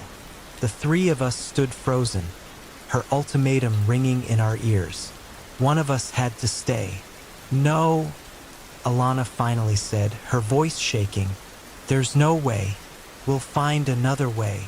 "There is no other way," the woman replied, her tone soft but unrelenting. "This is the price. One of you must become part of the house." "I'm not doing it," Sam said, his voice rising with panic. "I'm not dying here. We're not deciding this." I snapped, stepping between him and Alana.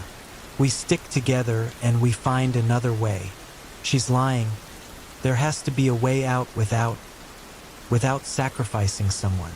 The crimson-dressed woman tilted her head, her lips curling into a faint smile.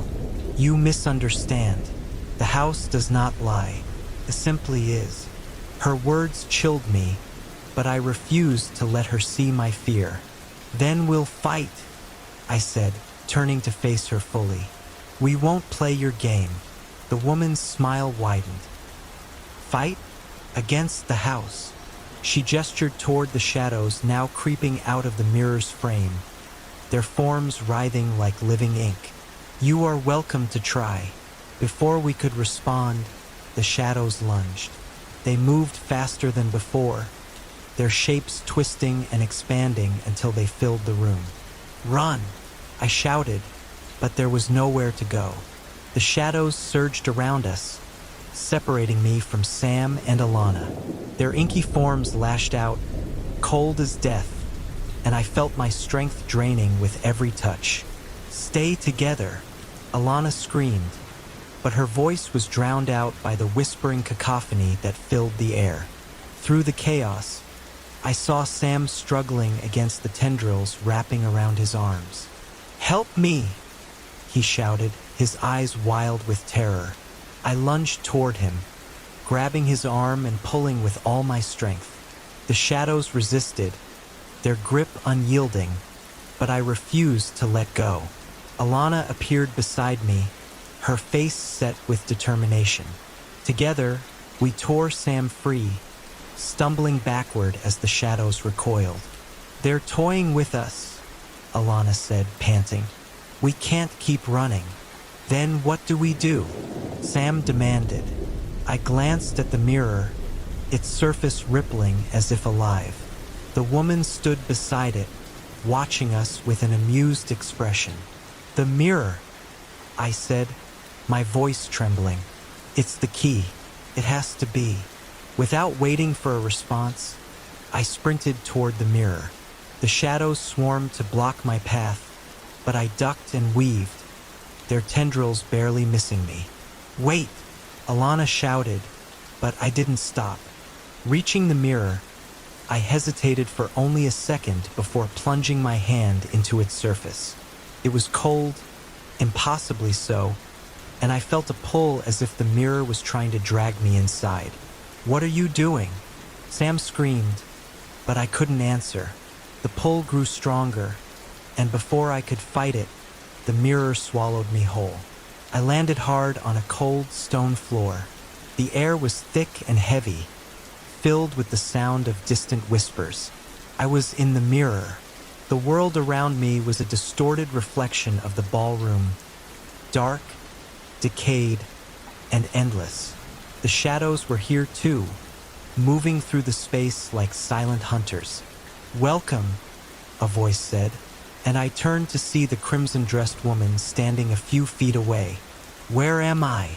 I demanded, my voice echoing strangely. "You are where all who break the rules come," she said, gesturing to the shadows. "This is their home, and now it is yours." "No," I said, shaking my head. "This isn't over." She laughed, the sound echoing unnaturally. "You cannot fight the house, but you can choose. Stay here or free your friends." Her words sent a wave of dread through me. "What do you mean?" "One must remain," she said. "The house requires it. Take their place, and the others will go free." I thought of Sam and Alana, still fighting for their lives on the other side. Could I really leave them behind? The shadows circled me, their forms shifting and restless. The woman waited, her expression calm and expectant. "Fine," I said, my voice shaking. "I'll stay. Let them go." The woman's smile widened, and the shadows surged forward, enveloping me in darkness. I woke to the sound of Alana's voice. "Wake up, please." My eyes fluttered open, and I saw her and Sam leaning over me, their faces pale and tear-streaked. "You're okay," Sam said, his voice breaking. The ballroom was gone, replaced by the overcast light of dawn. We were outside the mansion, standing on the gravel driveway. "We made it," Alana whispered, glancing back at the house. "It just let us go." I didn't tell them the truth, that I had bargained for their freedom, that the shadows had marked me. As we turned to leave, I caught a glimpse of my reflection in a puddle. For a split second, my eyes looked wrong, dark, empty, and inhuman. The house had let them go, but it hadn't let me go completely. Story 3. It all started with a notification. "Great deals near you," blinked across the top of the screen as Ava scrolled idly through the local marketplace app, looking for something to fill the emptiness of a lazy Saturday evening. She wasn't looking for anything specific, just passing time while her roommate, Lily, studied for finals in the next room. Ava's thumb hovered over the listing. iPhone 14 Pro Max, $50. Her heart skipped a beat. $50? There had to be a catch. She clicked on the post and scanned the details. Great condition. Screen perfect, no cracks. Works as new. Urgent sale. Pick up tonight only. The seller's profile was sparse. No picture, no bio, just a username. Silent Deals 33. Ava frowned. It smelled fishy, but curiosity got the better of her. She sent a quick message. "Is this still available? Why so cheap?" The reply came almost instantly. "Available. Need cash fast. We'll meet at 9 p.m. Ava bit her lip. It wasn't like her to jump at suspicious deals, but her current phone was dying a slow, miserable death. The camera was cracked, the battery barely held a charge, and the screen flickered unpredictably. "Where?" she typed. "Elmwood Plaza. Back parking lot." Her stomach twisted slightly. Elmwood Plaza wasn't exactly the safest part of town, but it was only a 15-minute drive. She reasoned that she'd done more reckless things before. A quick exchange in a public place couldn't hurt, right? "Okay, see you at 9, she typed, then locked her phone. Elmwood Plaza was even more desolate than Ava remembered. The strip mall stores had long since shut down, their windows covered in graffiti and their parking lot riddled with potholes. The only light came from a flickering street lamp near the edge of the lot. Ava parked her car and checked the time, 8:55 p.m. She gripped her pepper spray tightly in one hand while texting the seller. "I'm here. Where are you?" Moments later, a figure emerged from the shadows. A tall man, dressed in a black hoodie and jeans, walked toward her. His face was obscured by the hood, but his movements were calm, almost robotic. "You Ava?" he asked, his voice low and flat. "Yes," she replied, her hand tightening around the pepper spray. "Do you have the phone?" The man reached into his pocket and pulled out a sleek, pristine phone. Even under the dim light, Ava could see that it was exactly as advertised. No cracks, no scratches, perfect condition. $50, he said. Ava hesitated, glancing at the phone, then at the man. Something felt wrong. The air around him seemed colder than the rest of the lot, and his posture was unnervingly stiff. But she reminded herself that this was probably just a desperate guy trying to make a quick buck. "All right," she said, pulling out the cash. The exchange was quick. He handed her the phone, and she placed the money in his outstretched hand. "Thanks," Ava said, slipping the phone into her bag. The man didn't reply. Instead, he turned and walked back into the shadows without another word. As Ava got into her car, she glanced into her rearview mirror, but the man was already gone. Back at her apartment, Ava excitedly powered on her new phone. The screen lit up, showing a factory reset setup.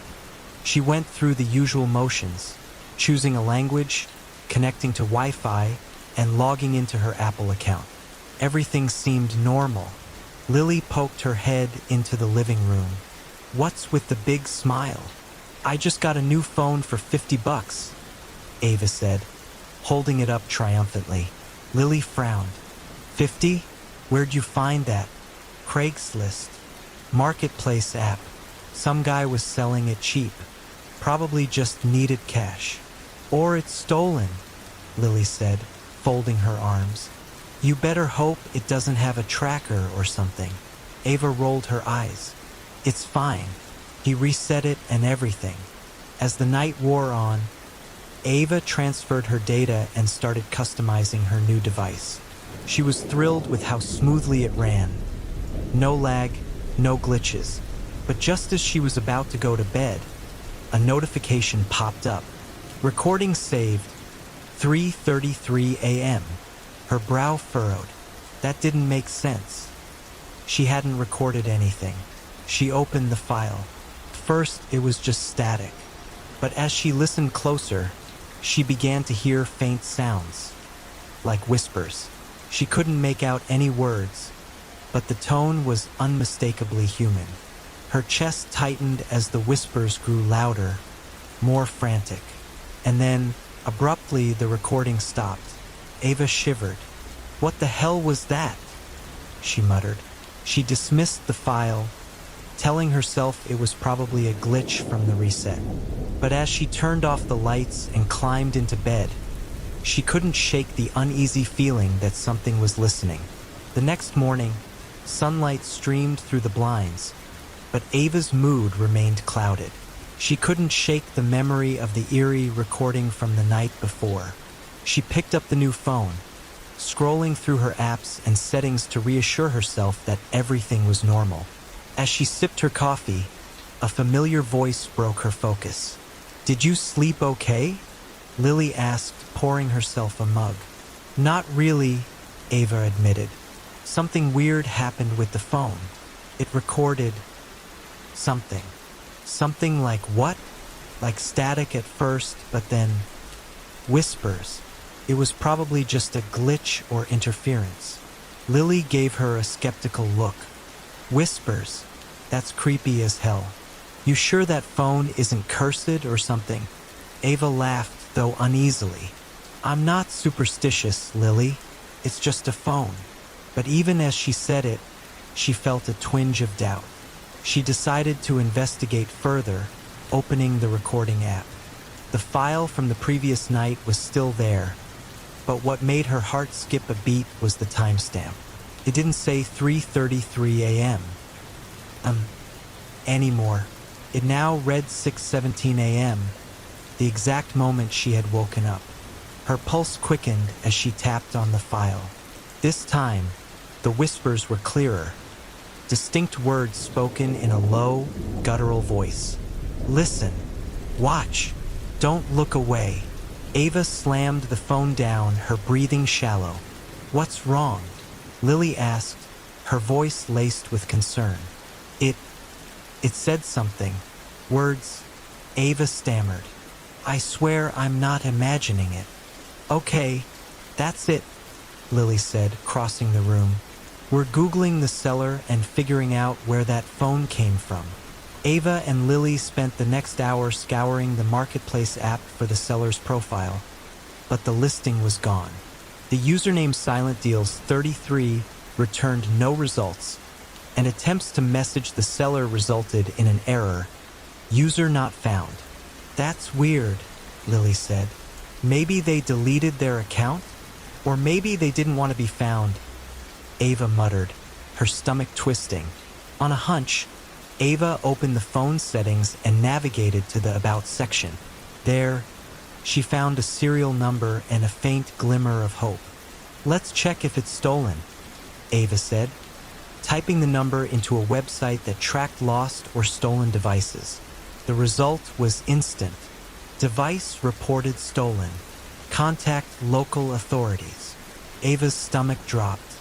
I knew it, Lily said. You need to get rid of that thing. Ava hesitated. If I take it to the police, they'll think I'm involved. Besides, it's just a phone.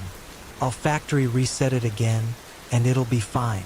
But as she reached for the phone, the screen lit up on its own. A message appeared, written in bold, white text against a black background. Don't delete me, Ava gasped, dropping the phone like it had burned her.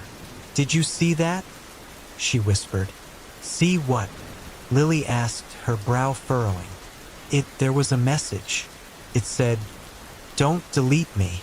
Lily shook her head. Ava, this is getting out of hand. Either the phone's bugged, or you're losing it. Let me see it. Ava reluctantly handed over the device, but when Lily turned on the screen, it was blank. There's nothing here, Lily said, flipping it around to show her. Ava snatched it back and stared at the screen. The message was gone, replaced by the home screen as if nothing had happened. That night, Ava placed the phone on her nightstand, determined to ignore it. She told herself it was just her imagination, but her uneasy thoughts lingered as she drifted into a fitful sleep. She woke suddenly, her eyes snapping open in the dark. The room was silent except for the faint hum of the refrigerator in the kitchen. Turning her head toward the nightstand, she saw the phone's screen glowing faintly. She grabbed it, her pulse racing. Another notification was waiting for her.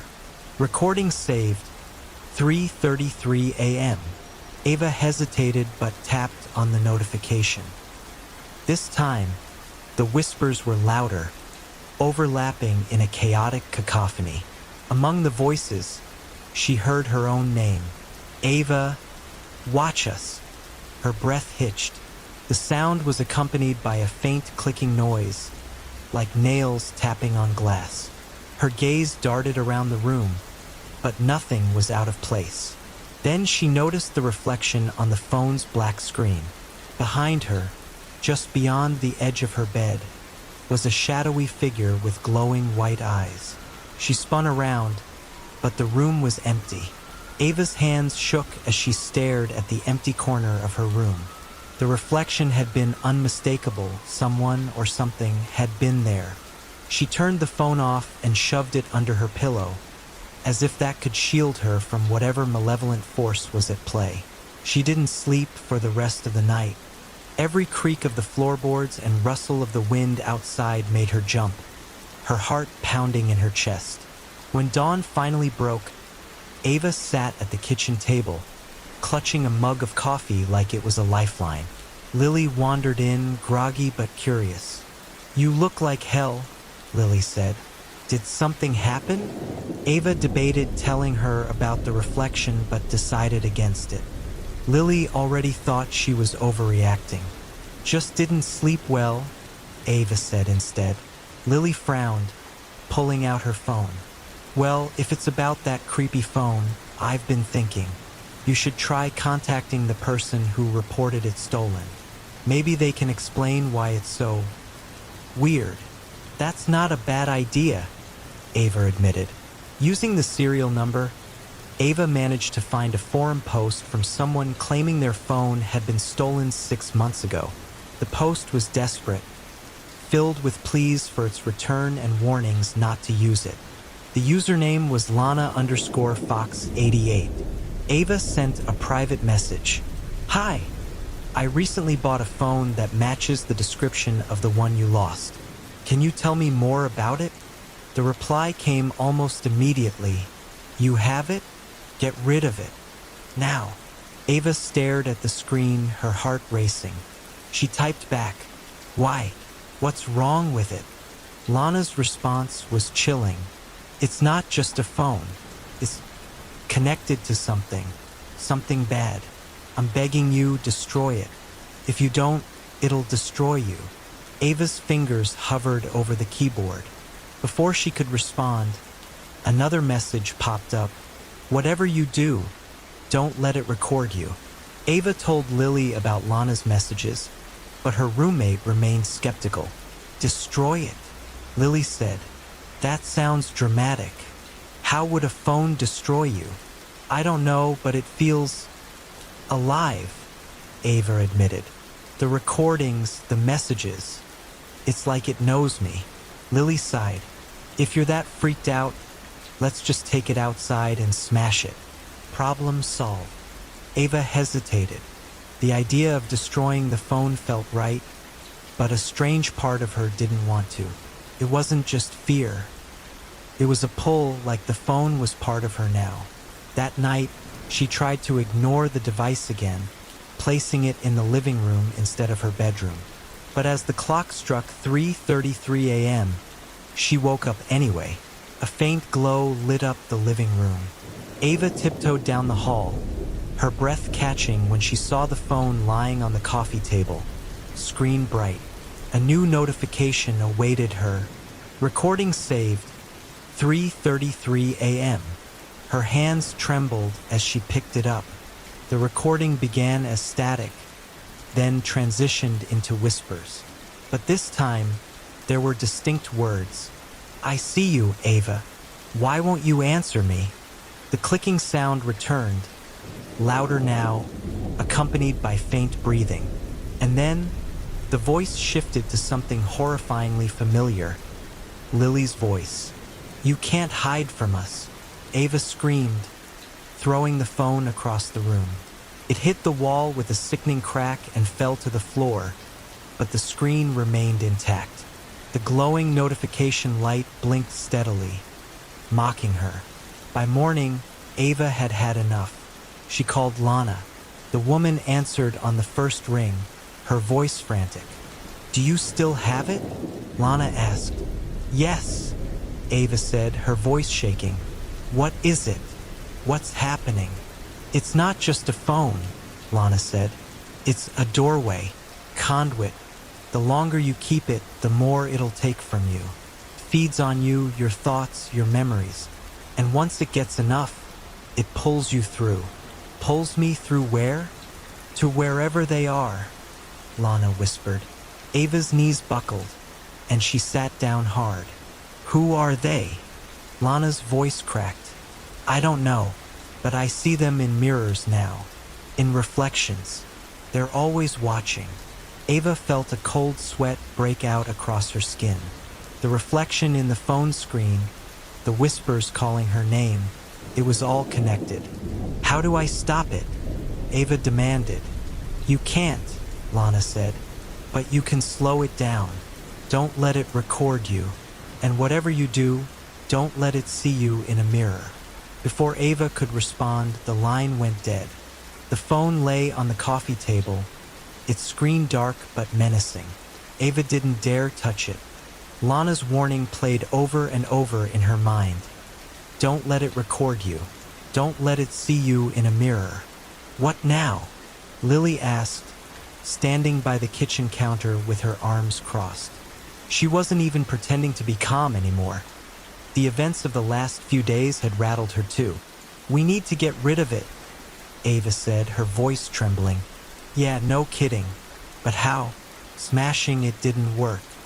Should we bury it or something? I don't know, Ava admitted. But I think Lana's right. It's not just the phone.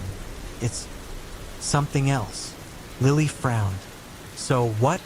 We just sit here and wait for it to do whatever creepy thing it's going to do. I need to understand it first, Ava said, surprising herself. The fear was still there, but something deeper was driving her now.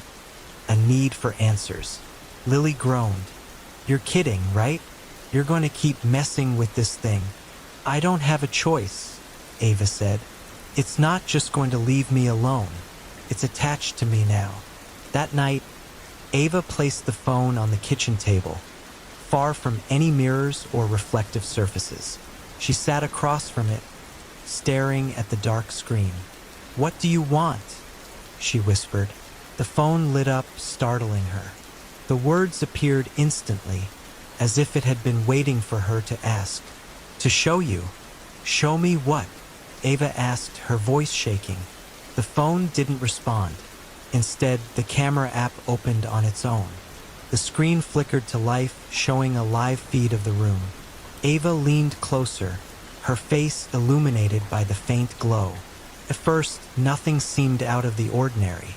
The feed showed her sitting at the table, the kitchen behind her. But as she stared, a figure began to take shape in the background. A shadowy silhouette standing just beyond the doorway. Her blood ran cold. The figure didn't move, didn't breathe, simply stood there watching her. She whipped around, but the doorway was empty. When she looked back at the screen, the figure was gone. Lily, Ava called, her voice trembling. Her roommate appeared moments later, looking alarmed. What happened?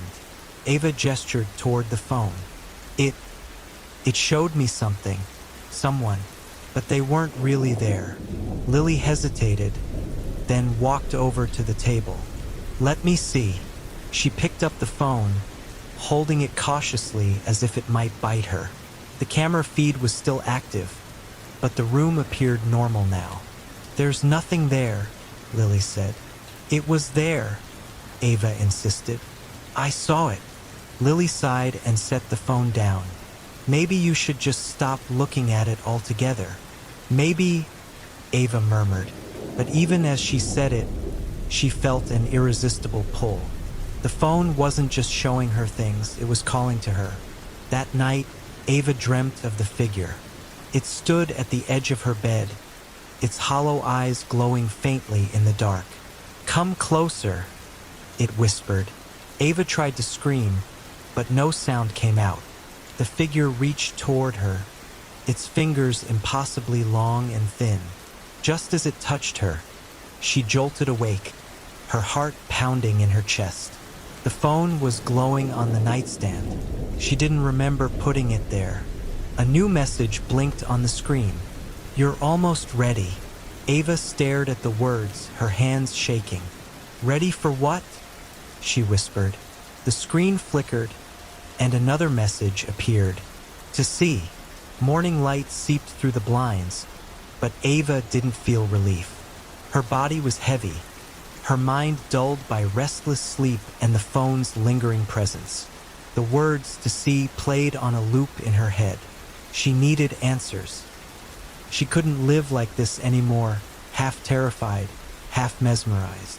Lily had left for work, leaving Ava alone with her thoughts and the cursed device. Sitting at the kitchen table, she turned the phone over in her hands, studying its smooth surface. It looked so ordinary. How could something so innocuous harbor such darkness? With a deep breath, she unlocked the screen. A notification greeted her immediately. New recording saved. 3:33 a.m. Ava hesitated. Every instinct screamed at her not to press play, but the pull was undeniable. She tapped the notification, and the recording began. Static hissed through the speakers, followed by faint whispers. The voices grew louder, overlapping until they became deafening. Suddenly, they stopped, replaced by a single, chilling voice. "Come to us, Ava." Her name echoed in the empty room, and then the screen went black. When it flickered back to life, the camera feed appeared. Ava's heart stopped as she saw herself sitting at the kitchen table. But in the background, behind her, the shadowy figure stood once more. This time it moved, its head tilted unnaturally, its glowing eyes locked onto the camera. Slowly, it raised a hand and pointed. At the hallway, Ava's breath came in short, shallow gasps. She turned her head toward the hallway, but it was empty. The door to the basement stood slightly ajar, a sliver of darkness spilling into the hall. "No," she whispered. The phone buzzed in her hand, making her jump. A new message appeared. "It's time." Tears welled in her eyes. She didn't want to go to the basement. Every fiber of her being told her not to, but the pull was stronger now, almost physical. Her legs moved on their own, carrying her to the door. She reached out with trembling fingers, pushing it open wider. The staircase descended into darkness. The air was cold, heavy with an earthy dampness that made her skin crawl. "Hello?" she called, her voice quivering. The only response was silence. The phone's flashlight illuminated the narrow wooden steps as Ava descended. Each creak of the boards echoed in the oppressive quiet. She held the phone tightly, its glow casting eerie shadows on the walls. The basement was unfinished, filled with cobwebs and the smell of mildew. Boxes and old furniture were scattered about, but nothing seemed out of the ordinary. Then she saw it, a full-length mirror leaning against the far wall. Ava's stomach dropped.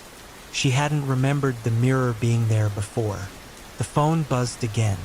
She glanced down, her breath hitching as she read the message. "Look!" She didn't want to, but her body disobeyed. Her feet carried her toward the mirror, and when she was close enough, she stopped. Her reflection stared back, pale and wide-eyed. For a moment, it was just her. Then her reflection blinked. But Ava hadn't. Her reflection's lips curled into a slow, sinister smile. Ava stepped back, but the mirrored version didn't move. What are you?" Ava whispered. Her reflection tilted its head, mimicking the shadowy figure's unnatural movement. When it spoke, its voice didn't come from the mirror. It came from the phone. "You invited us." "No, I didn't," Ava cried. The reflection laughed, a hollow, echoing sound that made her skin crawl. Every glance, every question, every touch of the phone, your curiosity was the key. And now you're ours. The phone's screen flickered, displaying a live feed of the basement. But in the feed, she wasn't alone. Shadowy figures filled the room, their glowing eyes piercing through the dark. Ava spun around, but the basement was empty.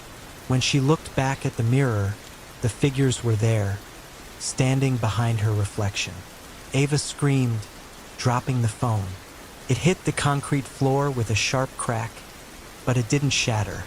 Instead, it continued to glow, its screen showing the figures moving closer to her. The air grew colder, and a deep, resonant hum filled the basement.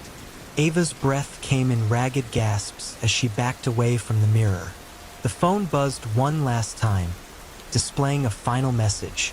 "It's your turn." The humming intensified, and the figures stepped out of the mirror.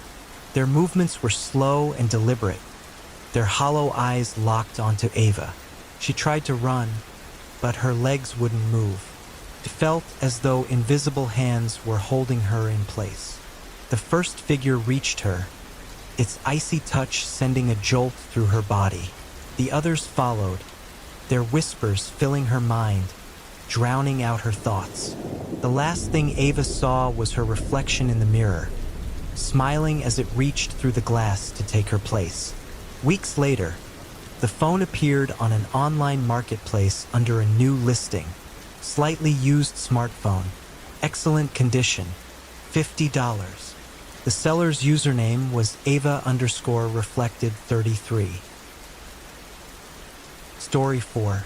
I'd always wanted a house of my own, somewhere quiet, away from the chaos of the city. So, when I found a sprawling Victorian home on the outskirts of town, I couldn't believe my luck. The place was old, yes, but it had character. Stately rooms with high ceilings, wood floors that echoed with history, and a staircase with a polished banister that led up to a hallway with enough rooms for an army. Felt like a dream come true. The price was surprisingly low, but the realtor assured me that was only because it had been on the market for so long. People in town were just cautious of old houses, she'd said, brushing aside my questions. Some say it's got a little bit of a creepy reputation, she'd admitted, smiling as if to downplay it. I didn't give her words a second thought. I was too busy imagining what I could do with the space, the furniture I'd place, the colors I'd paint the walls.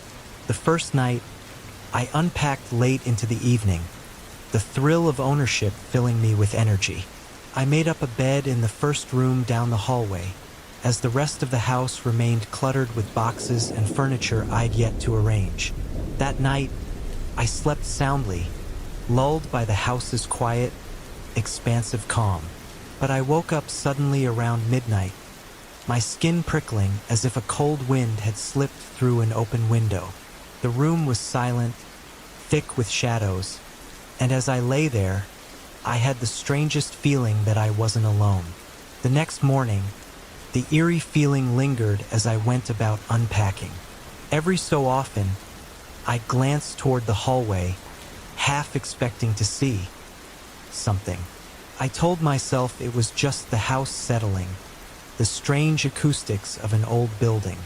But that night, when I went to bed, I kept the door slightly ajar, casting a sliver of light into the room. Sometime after midnight, I awoke again, the same prickling sensation running up my spine. Slowly, I turned to the door, squinting into the hallway, and there, just barely visible in the dim light, was a shape, a tall, dark figure standing perfectly still, as if waiting. Its form was indistinct, more like a shadow than anything solid, yet it was unmistakably human.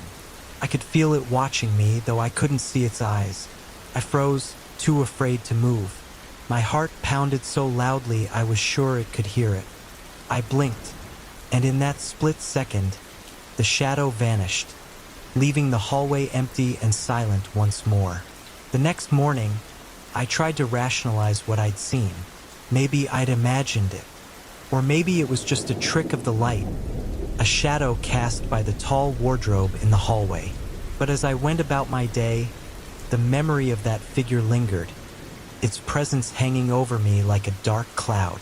I tried to ignore it, focusing instead on getting the house in order. The sun shone brightly through the large windows, casting a warm glow over the rooms, and by midday, I'd almost convinced myself that it had all been in my head. But as dusk fell, the atmosphere in the house shifted. The air grew heavy, and the shadows seemed to stretch, darkening corners and pooling in doorways. I felt that same prickling sensation again, a cold unease that I couldn't shake. By the time night fell, I was on edge, glancing nervously down the hallway every few minutes.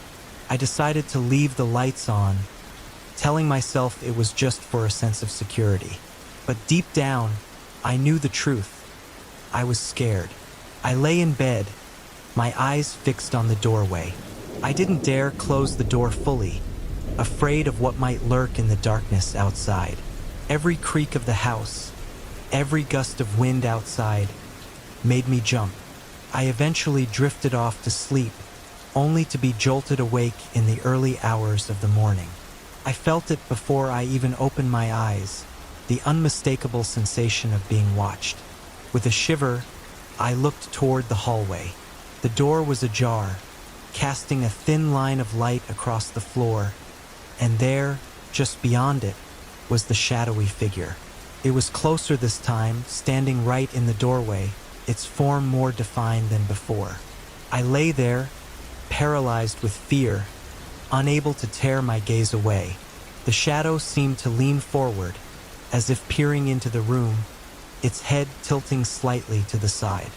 I could feel its gaze on me, cold and unfeeling, and for a moment, I thought it might step into the room. But then, as suddenly as it had appeared, it was gone. I was left staring at the empty doorway, my heart pounding, the silence pressing in around me. The following day, I decided to look into the history of the house. I visited the town library, hoping to find something, anything, that could explain the figure I'd seen. The librarian seemed surprised when I asked about the house, her eyes narrowing slightly. "Oh, that house," she said, her voice dropping to a whisper. "People around here say it's haunted. There was an incident there years ago, something terrible." My heart raced as she led me to a dusty archive room, where she handed me a yellowed newspaper clipping. The headline read, "Tragedy in Whitmore Estate. Family disappears without a trace." The article described how, years ago, the family that had lived in the house had vanished one winter night. There had been no signs of forced entry, no evidence of a struggle, just an empty house with a cold, silent hallway. As I read, a chill ran down my spine. The last line of the article mentioned that a neighbor had reported seeing a shadowy figure in the hallway the night the family disappeared. My blood ran cold. It was the same figure I'd seen. Determined to learn more, I tracked down one of the neighbors mentioned in the article, an elderly woman named Mrs. Latham who had lived next door for decades. When I mentioned the house, she gave me a wary look, her eyes darkening. "You saw it, didn't you?" she asked, her voice barely more than a whisper. I nodded, feeling a shiver run down my spine. "Mrs. Latham sighed, glancing around as if afraid someone might overhear. "I saw it too once, years ago before the family disappeared. They were nice people, had 2 little girls. But one night, I saw it, that shadow in the hallway." She shook her head, her face pale. "I warned them to leave, but they wouldn't listen. And then, well, they were just gone. The police never found a trace of them. It's like the house swallowed them whole." Her words filled me with a sense of dread. I thanked her and left, her warnings echoing in my mind. Was I in danger? Could the house and the shadow pose a threat to me as well? That night I couldn't sleep. Every creak, every whisper of the wind seemed amplified, filling me with a growing sense of dread. I kept the lights on, refusing to let the darkness take hold. But even in the light, I felt the presence, the cold, watching gaze of the shadow. Around midnight, I heard it, a faint, shuffling sound coming from the hallway. My heart raced as I sat up, my gaze locked on the doorway. The sound grew louder, closer, until it was right outside my door. I held my breath, my body tense with fear, as the shadow appeared once again, lingering in the doorway. Its form seemed darker than before, more solid, and it stood there, silent and still, watching me. This time, I forced myself to speak. "What do you want?" I whispered, my voice barely audible. The shadow didn't respond. It simply stood there, its presence heavy and menacing. And then, after what felt like an eternity, it turned and slowly faded into the darkness of the hallway. I sat there, trembling, the weight of the silence pressing down on me. Whatever this thing was, it wasn't going to leave me alone. Desperate to rid the house of the shadow, I decided to try a cleansing ritual. I read up on smudging with sage and found a guide on purifying spaces. Armed with a bundle of sage and a handful of protective crystals, I walked through each room, filling it with smoke, repeating a mantra I'd learned. The house seemed to resist, the air growing thick, and the walls creaked as if something was shifting within them. But I pressed on, determined to take back my home. When I reached the hallway, I felt a surge of cold air, a chill that seeped into my bones. As I stood there, the shadow appeared at the end of the hallway, watching, unmoving. I held up the sage, my hand shaking, and repeated the mantra louder, hoping it would be enough. The shadow seemed to waver, its form flickering slightly, but it didn't disappear. Instead, it simply faded into the darkness once more, leaving me standing alone, the cold air pressing in around me. The days following the attempted cleansing passed in a strained silence. I kept the lights on in every room, barely sleeping, and constantly feeling the weight of an unseen gaze whenever I dared to enter the hallway. The shadow didn't appear again, but the air was heavy, as though something was holding its breath, waiting. I grew obsessed with understanding what had happened to the previous family and why I was being haunted. The story in the newspaper, the neighbor's warning, the chilling encounters. They were threads in a story that felt unfinished. Every day, I found myself rereading the article, combing through records, searching for anything that might explain what I was dealing with. I started keeping a journal, recording every strange noise, every flicker of movement, every dream I had that felt unnatural. Each entry only served to deepen the sense of dread that clung to me like a shroud. I was sinking into this mystery, and I was terrified I might not come out the other side. On a rainy afternoon, I stumbled across an entry in an old town record that caught my attention. The house had once belonged to a doctor named Emmett Hartwell, a prominent figure in the community, known for his experimental treatments and reclusive nature. Rumor had it that he practiced something more sinister than medicine, that he was obsessed with the occult and had dabbled in practices that bordered on dark rituals. Curiosity and fear mixed as I read more about Hartwell, his patients, and the people who had supposedly vanished in his care. There were stories of strange lights in the windows at odd hours, odd sounds emanating from the basement, and patients who'd been seen entering the house, never to leave. My house had been the site of these horrors, decades of dark secrets buried within its walls. I wondered if Hartwell's spirit, or perhaps something he'd conjured, was still lingering in the shadows, bound to the house, waiting for its next victim. That night, as I lay in bed, trying to make sense of everything I'd learned, the sense of unease intensified. It was as if the house itself was listening, as if my discovery had disturbed something that should have been left buried. Around midnight, I heard footsteps echoing down the hallway, slow, deliberate, each step punctuated by a chilling silence. The footsteps stopped just outside my bedroom door, and I felt the familiar prickle of fear creep up my spine. I held my breath, straining to listen, and then I heard it, a soft, rasping whisper that sent a chill through my bones. "Who are you?" The voice was low, almost inaudible, but it was enough to break my composure. I sat up, my eyes fixed on the doorway. The shadow stood there, its form darker and more defined than ever, watching me with a cold, unfeeling gaze. Summoning every ounce of courage, I whispered back, "I live here. This is my house now." The shadow seemed to shift, its form flickering as if it were struggling to maintain its shape. And then, in a voice barely more than a breath, it replied, "No one leaves." I woke the next morning feeling exhausted, my body drained from the restless night. The shadow's voice echoed in my mind, the words sinking into me like a warning. No one leaves.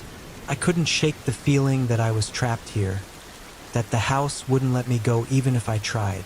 As I moved through the rooms, tidying up and trying to distract myself, I felt a sudden chill. I froze, my hand gripping the edge of the table as the coldness intensified. It was a familiar feeling, the same icy sensation I'd felt the night I'd seen the shadow. I turned slowly, and there it was again, a shadow flickering in the corner of my vision, almost too quick to register.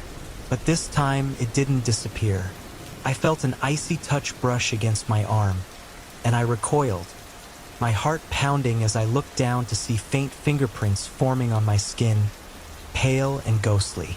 The touch lingered, cold and invasive, and I knew in that moment that I wasn't alone. The shadow wasn't just watching me.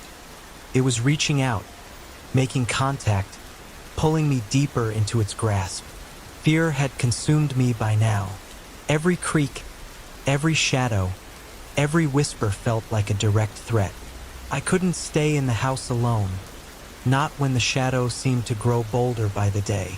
I needed help, someone who could guide me through this, or, better yet, rid the house of whatever was haunting it.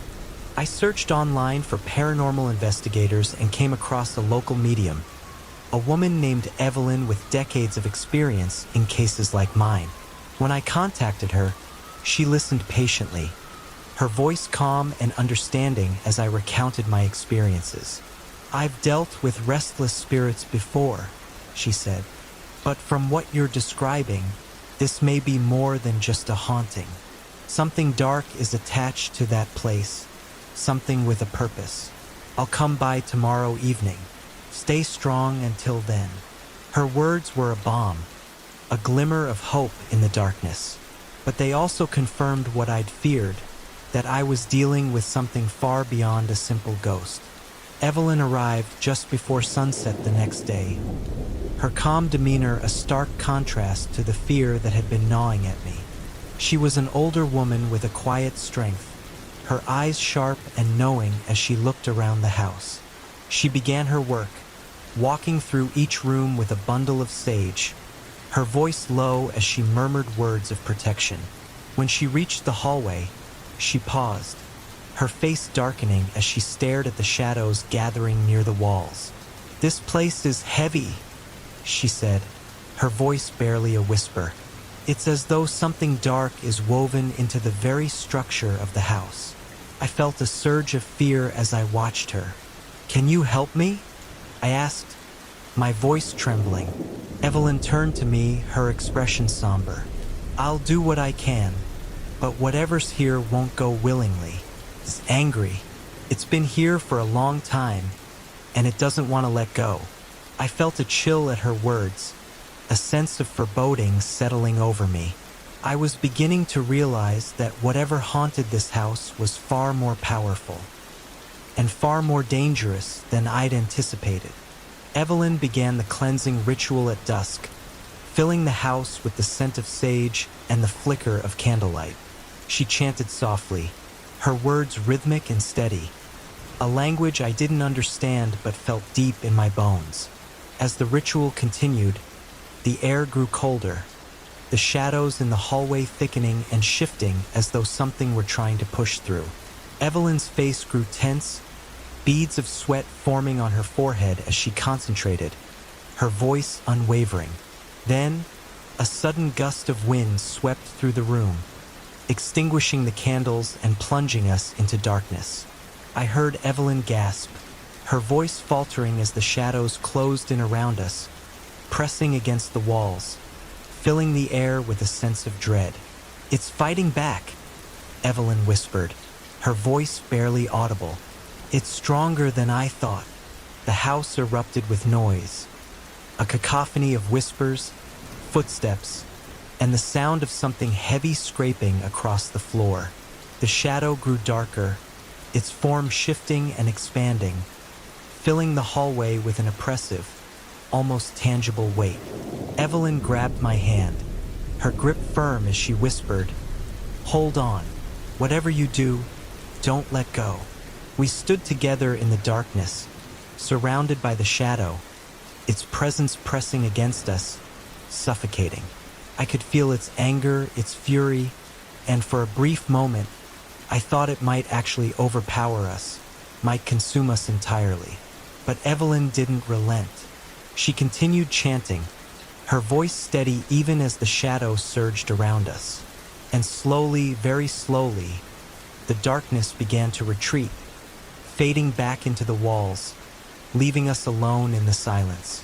After the ritual, Evelyn sat me down, her face pale and drawn, exhaustion etched into every line. "That was only the beginning," she said, her voice weary. "The spirit in this house is strong, and it's not going to leave without a fight. I've weakened it for now, but it's still here, and it will be back." I swallowed, fear tightening in my chest. "So what do I do?" Evelyn looked at me, her expression filled with sympathy. "You have two choices. You can leave this house and never look back, or you can stay and face whatever's haunting it, but be warned, if you stay, it will try to claim you, just as it did with the others." Evelyn's words echoed in my mind long after she left. "Leave the house," she had said, "or stay and face whatever is here." The decision gnawed at me, each option carrying its own weight. Could I really walk away from the house I had worked so hard to own? Could I abandon everything I had invested, both emotionally and financially, or would I be foolish to stay, tempting the malevolent forces that lingered in its walls? That night I couldn't sleep.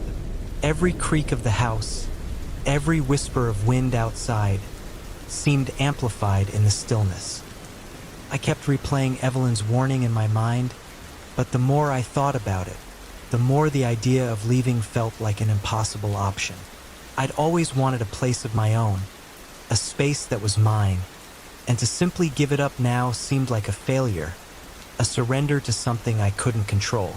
But the shadow, the oppressive, suffocating presence that haunted the hallways, wasn't something I could ignore. It was real and it was angry, and for the first time since moving in, I began to understand the true extent of its power. It wasn't just a lingering spirit. It was a force, a darkness that had been tied to this house for far too long. I lay in bed, my eyes fixed on the ceiling, trying to calm my racing thoughts. And then I heard it, a faint sound like a low, muffled thud coming from the hallway. My heart skipped a beat, and I sat up, listening intently. It was followed by another thud, and then another, louder this time, accompanied by the unmistakable sound of something dragging across the floor. I knew what it was, and I knew that I wasn't going to find peace until I confronted it. I stepped cautiously out of my room, the hallway stretching before me like a dark void. The air felt colder than before, the shadows thicker, more oppressive. The house seemed to pulse with an unnatural energy, as if it were alive, watching me, waiting for me to make a move. The dragging sound continued, each scrape louder, closer. I felt my breath catch in my throat as I neared the top of the stairs, my eyes darting nervously down the hallway. At the far end, just before the staircase leading to the attic, I saw it. The shadow. It was no longer just a faint shape. It was taller now, its form more defined, with edges that seemed to shimmer and distort, like smoke rising from a fire. The dark figure was standing perfectly still at the end of the hallway, staring at me with a malevolent presence that made my blood run cold. I froze in place, unable to move, unable to tear my eyes away. The shadow seemed to flicker, its form warping as if it were shifting between dimensions. It was closer now, too close for comfort, and I could feel the air growing heavier, thick with an oppressive, suffocating energy.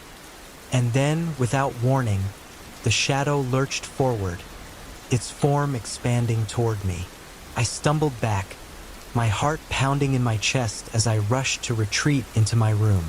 But the hallway seemed to stretch on forever, the distance between me and safety growing with each step I took. I didn't know how much longer I could last, The shadow seemed to pursue me, its presence like a weight on my chest, as though it were dragging me deeper into the house's dark history. I could feel the house around me, its old bones, the creaking floors beneath my feet, the walls that seemed to sigh in the wind. But there was something else, something deeper, something older that I couldn't quite grasp. I spent the next few days desperately researching, digging into the history of the house, looking for anything that could explain the increasing strength of the shadow and perhaps provide a way to end its reign over me. I uncovered more about Dr. Emmett Hartwell, the previous owner of the house, whose obsession with the occult and dark arts had led him down dangerous paths. But the more I uncovered, the more I began to understand. This wasn't just a haunting. It was something far more sinister. Dr. Hartwell had dabbled in rituals, practices that involved more than just summoning spirits. He had tried to bind something to the house, something ancient and malevolent. His obsession had consumed him, and it was said that he had disappeared shortly before the family he'd lived with vanished. And then, in a dusty old journal entry, I found it. The mention of a shadow, something that existed between worlds, that could be called forth and bound. The entry was incomplete, but the meaning was clear. Dr. Hartwell had done something terrible in that house. He had called upon a being that should never have been summoned, and now it had claimed the house for its own. It was as if the house itself had become the vessel for something ancient and wrong. The more I learned, the more I realized that there was no escaping the shadow. I couldn't run from it. I couldn't outrun its reach.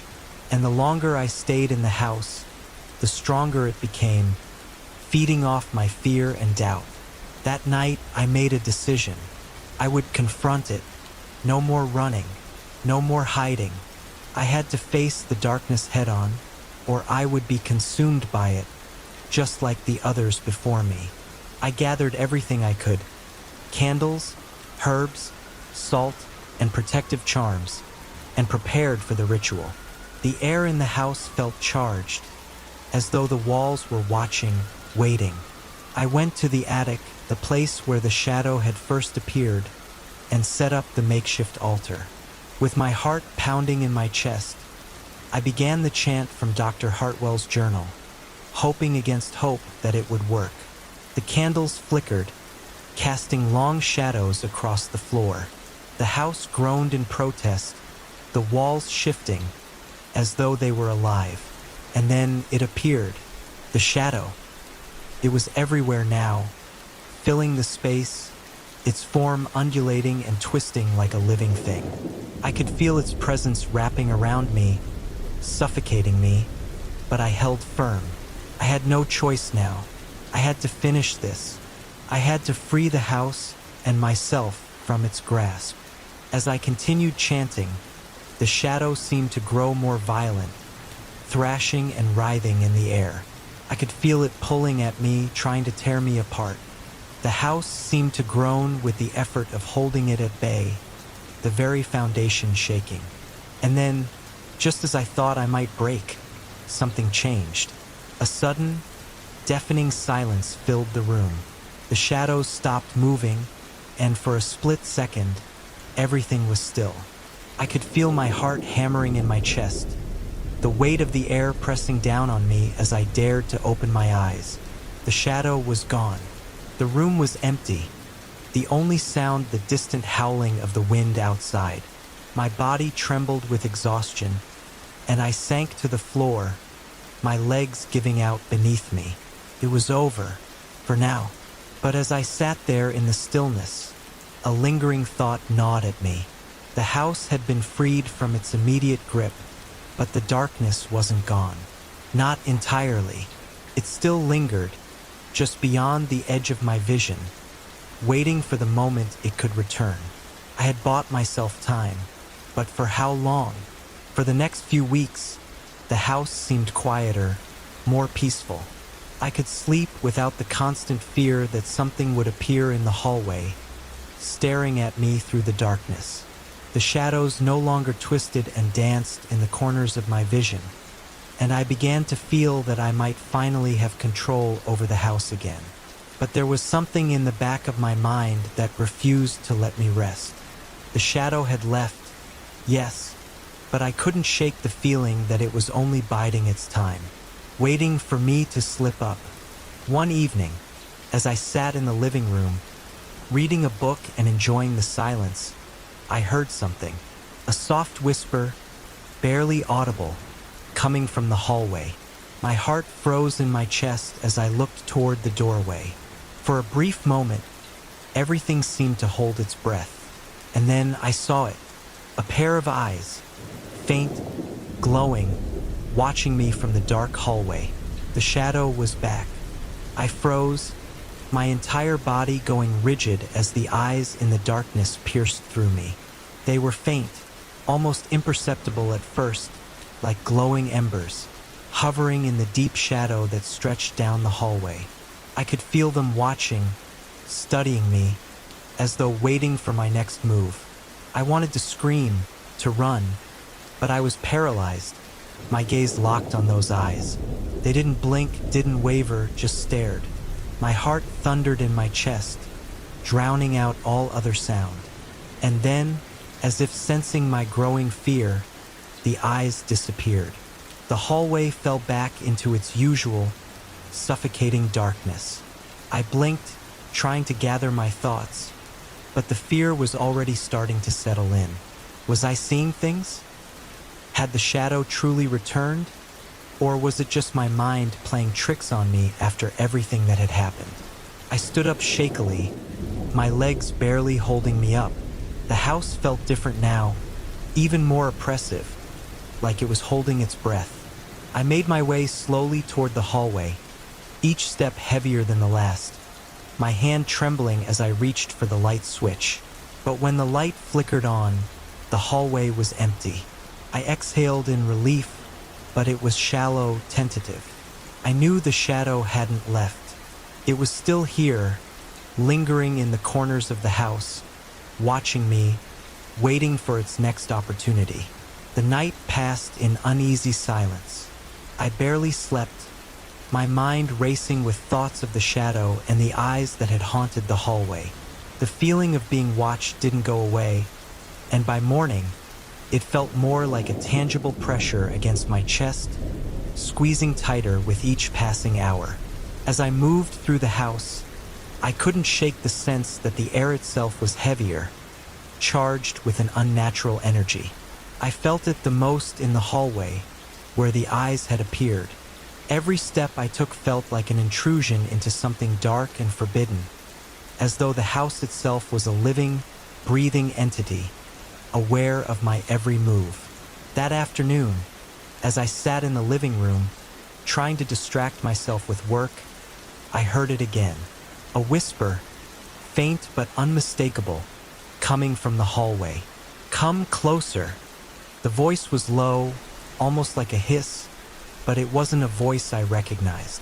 It was dark and distant, like the very walls were speaking to me, calling me closer. I stood, every instinct screaming at me to run, but something, curiosity maybe, or the weight of my fear, kept me rooted to the spot. Slowly, I moved toward the hallway, my feet dragging as though I were walking through water. The whisper came again, this time clearer. "You must understand."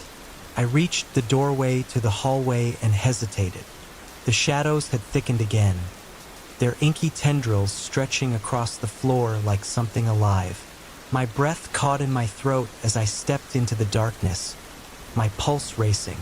And then, from the shadows, a figure emerged. The figure was tall, almost too tall, its outline distorted by the shadows. It didn't move at first, standing perfectly still at the end of the hallway, just beyond the light that spilled from the living room. I couldn't see its face, but I knew it was staring at me. I could feel it, the weight of its gaze pressing down on me, making the air thick and suffocating. My heart pounded in my chest, my breath coming in shallow gasps as I struggled to remain standing. "Who are you?" I managed to whisper, my voice trembling. The figure didn't respond, but I could hear something. Something that sounded like a deep, guttural laugh echoing through the walls. It was low, almost inhuman, and it made my blood run cold. "Leave," the voice hissed. It wasn't the voice of a man. It was darker, rougher, as if something else was speaking through him. "Leave, or you will never leave." The figure began to move toward me, slowly, its steps deliberate. Each footfall was like a drumbeat in the silence, and I felt the very air around me grow colder, thicker. The shadows seemed to stretch toward me, and the darkness around me deepened, swallowing the light from the living room. In that moment, I knew I had no choice. I had to leave. I had to escape. I turned and ran, my footsteps pounding against the wooden floor as I raced toward the front door. I didn't stop to look behind me, didn't dare glance back at the shadow that was surely following me, its presence breathing down my neck. The house felt like it was closing in around me, its walls narrowing as if trying to trap me inside. I reached the door, my hands trembling as I fumbled for the handle. When it finally opened, I bolted outside, gasping for air, my lungs burning with the effort. I didn't stop running until I reached the end of the driveway, my legs aching from the exertion. The house loomed behind me, dark and silent, but I could still feel it, feel the pull of the shadow, its grip tightening on me from afar. I stumbled into the street, my mind spinning with fear and confusion. I didn't know where I was going, didn't know what to do next. All I knew was that I couldn't go back to that house. Not now, not ever. But even as I walked away, I could still feel the eyes, the weight of the shadow watching me from the distance. I spent the next few days in a daze, unsure of what to do or where to go. I couldn't stay at a hotel, not with the shadow still lingering in my mind, haunting my every thought. I couldn't escape it. It had followed me, and no matter how far I ran, it would find me again. That's when I received the call. It was late one evening, and I was sitting in a small diner, nursing a cup of coffee and trying to collect myself.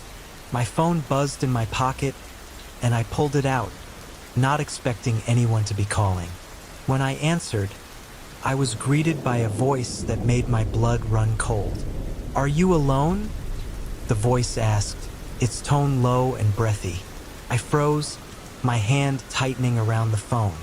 The voice was familiar, but I couldn't place it. "Who is this?" I demanded, my voice shaking. The voice didn't answer. Instead, it whispered one word, a word that made my stomach drop. "Come back." The line went dead. I sat there for a long time, the phone still pressed against my ear, the call now nothing more than a faint memory. The words echoed in my mind, growing louder with each passing second. Come back. The shadow wanted me back. It wasn't going to let me go that easily. I didn't know what to do. I was trapped. No matter where I went, the shadow was always there, waiting for me, whispering its promises of darkness and fear. I couldn't outrun it. I couldn't hide from it. And so, after hours of indecision, I made the only choice that felt right. I was going back. I was going to face the shadow one final time, and I would do whatever it took to rid myself of it. For good. I returned to the house late that night, the darkness enveloping me like a thick cloak. The air was colder than it had been before, and I could feel the house shifting as if it recognized my presence. The shadow was waiting for me, just as I knew it would be. I entered the house with a sense of purpose, walking through the front door as if I had nothing to fear. I was no longer afraid. I was done running. It was time to face whatever haunted this place and end it once and for all. The house was silent, but the shadow was there, lurking in the corners of the hallway. I could feel it watching me, its presence a constant pressure against my skin. I knew it would come for me soon, and then, in the dead of night, it did. The shadow lunged at me, its form expanding to fill the hallway, its eyes glowing with rage. It was no longer just a presence. It was a force, a creature from the dark, pulling me into its grasp. But this time I wasn't afraid. I stood my ground, chanting the words I had learned, calling upon the light to banish the shadow. The house shook around me, the walls trembling as the shadow fought against the light. But I didn't falter. I pushed forward, drawing on every ounce of strength I had. With a final scream, the shadow collapsed, its form dissipating into the air like smoke, leaving only silence in its wake. The house was still. The shadow was gone. And for the first time since I'd moved in, I felt truly alone. Story 5. The storm had come early that year, a bitter, gnawing wind that tore through the forest like a wild animal. The trees, once sturdy and proud, now bent beneath the weight of snow, their branches cracking under the strain. Even the mountains seemed to shudder, their jagged peaks hidden beneath a thick blanket of white. I had been prepared for it, or so I thought. The villagers had warned me, told me to leave while I still could. "The frost won't let you go once it's here," they said, their faces creased with years of experience in these brutal lands. But I had made my decision long ago, and nothing would turn me away now. My name is Lila. I'm not from the village. I'm not even from this land. I come from a place much warmer, where the winds were gentle and the sun seemed to shine forever. But that was before the disaster, before everything changed. I came here to this forsaken place because it was the only chance I had left. A place where time seemed to stop. A place where my memories could freeze and my grief could be buried. I should have listened to them. The wind howled outside the small cabin where I had taken shelter, the door creaking in protest as the snow piled higher. It wasn't the first storm I'd weathered since I arrived, but this one felt different. The air felt thick, as though the very earth beneath me was holding its breath. The walls of the cabin groaned as if they, too, were afraid. I pulled my coat tighter around me, sitting by the dying fire. The light from the hearth flickered in the dark corners of the cabin, casting long, twisting shadows that seemed to move of their own accord. The fire crackled, the flames desperate for more fuel, but I had already burned through most of the firewood. I wasn't sure how much longer I could keep it going. The storm outside raged on, relentless, unforgiving. I had seen storms like this before, but this time felt different. The snow wasn't just falling, it was alive. There was a presence in it, something I couldn't shake, something that seemed to reach for me through the glass of the window. I thought back to the night I had arrived here, the night I saw the frost creeping up the hills, swallowing the forest. That was when I first heard the stories. The village had looked like something out of a dream when I first saw it from afar. A collection of small stone houses nestled between the mountains, smoke curling from chimneys, and the glow of lanterns casting warm circles of light against the darkness. It was quaint, peaceful, but as I drew closer, I could feel something shift in the air, a heaviness that seemed to press against my chest. The people here were wary of outsiders. I knew that much before I even set foot in the village square. They eyed me with suspicion, their gazes lingering a little too long, their words carefully chosen. There were whispers, too, though they quickly stopped when I entered the tavern. "You're not from here," the innkeeper said when I asked for a room. He had the face of someone who had lived through too many winters, his skin weathered and pale. His eyes were sharp, like a hawk's. "What brings you to the Frostlands, traveler?" I hesitated, then gave him the lie that had carried me for months. "I'm just passing through, looking for work." His eyes narrowed, and for a moment, I thought he saw through me, saw the real reason I had come. But he said nothing, just handed me a key to a small room at the back of the inn. That night, I couldn't sleep. The wind howled outside, rattling the windows and every now and then, I could hear the distant sound of something moving just beyond the walls. I told myself it was just the storm, just the wind, but the longer I lay there, the more uneasy I felt. There was something watching me, something lurking in the shadows. I waited until the innkeeper left his post to sneak down into the village's cellar.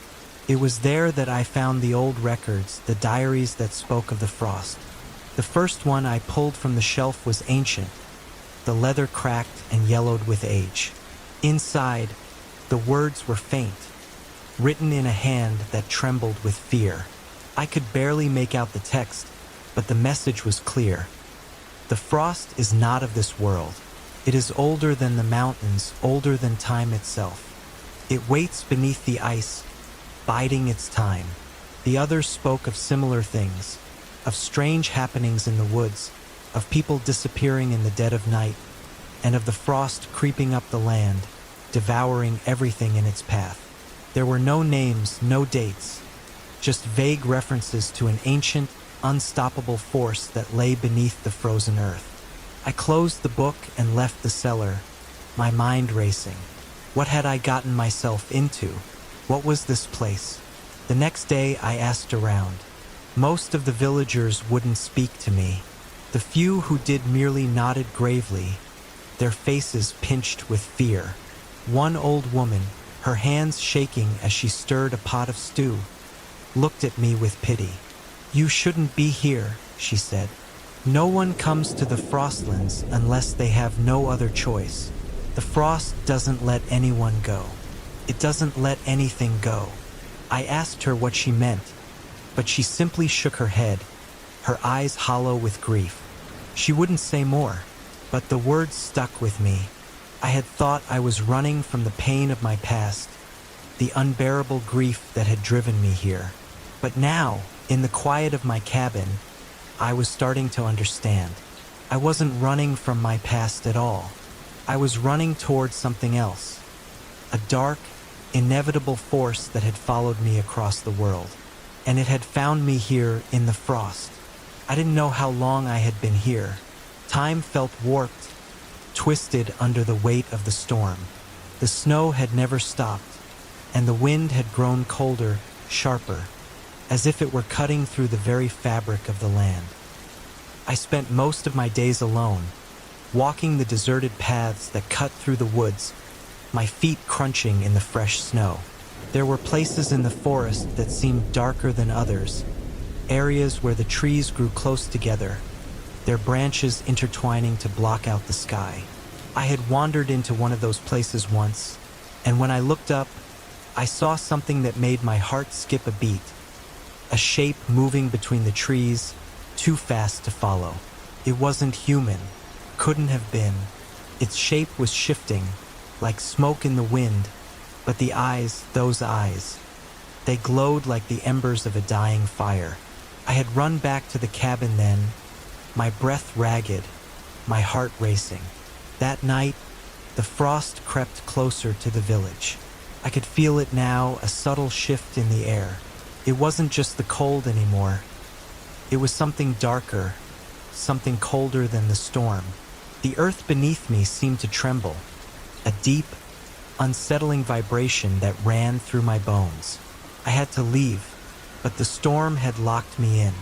The roads were buried under thick layers of snow, and the trees had begun to bend under the weight of the frost. There was no escaping it, not yet, not until the storm passed. So I waited and I listened. That night, I thought I heard a sound coming from beneath the floorboards. At first, I dismissed it as the wind, but then I heard it again. A scraping, a faint rustling, as though something was moving just beneath me. I stood frozen, straining my ears, listening. The silence that followed felt wrong, too still. Then it came again, a thump, a scraping, and this time I knew it wasn't the wind. Something was beneath the frost. The air inside the cabin grew heavier, thicker, and I could feel my chest tightening with each passing second. The scraping beneath the floorboards had stopped, but the silence that followed was far worse. It was as though something was waiting, biding its time, just below the surface. I stood there, frozen, trying to make sense of what I had just heard. The wind outside had died down for a moment, the howling gusts now muffled, as though the storm was holding its breath. In that unnatural stillness, I could feel the walls of the cabin pressing in on me. The floor seemed to groan beneath my feet, as if it, too, had been awakened by whatever lurked below. I had to know what it was. With trembling hands, I grabbed a nearby lantern and lit it. The dim, flickering light cast long, jagged shadows across the cabin, making the room seem far larger than it actually was. The shadows danced, mocking me, as if something were moving just out of sight, waiting for me to make my move. I crouched down, my heart pounding in my ears, and lifted one of the floorboards. The nails came out easily, as though they had rusted away with time. The wood creaked as I pulled it up, revealing a small, dark space beneath. For a moment, I could see nothing. Just blackness, so thick it seemed to swallow the light of the lantern. I held my breath, unsure whether to go deeper or leave the hole as it was.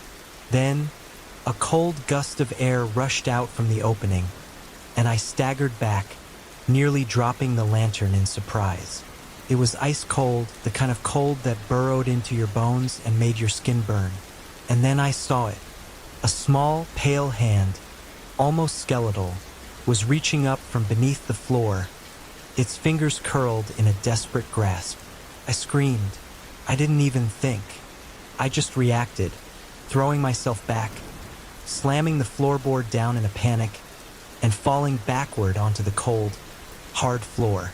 My breath came in sharp gasps as I tried to comprehend what I had just seen.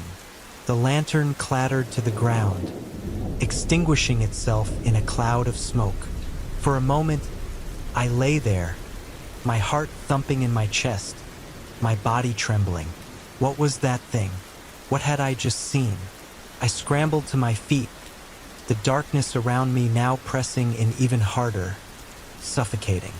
The floorboard that I had lifted was back in place, as though nothing had ever happened.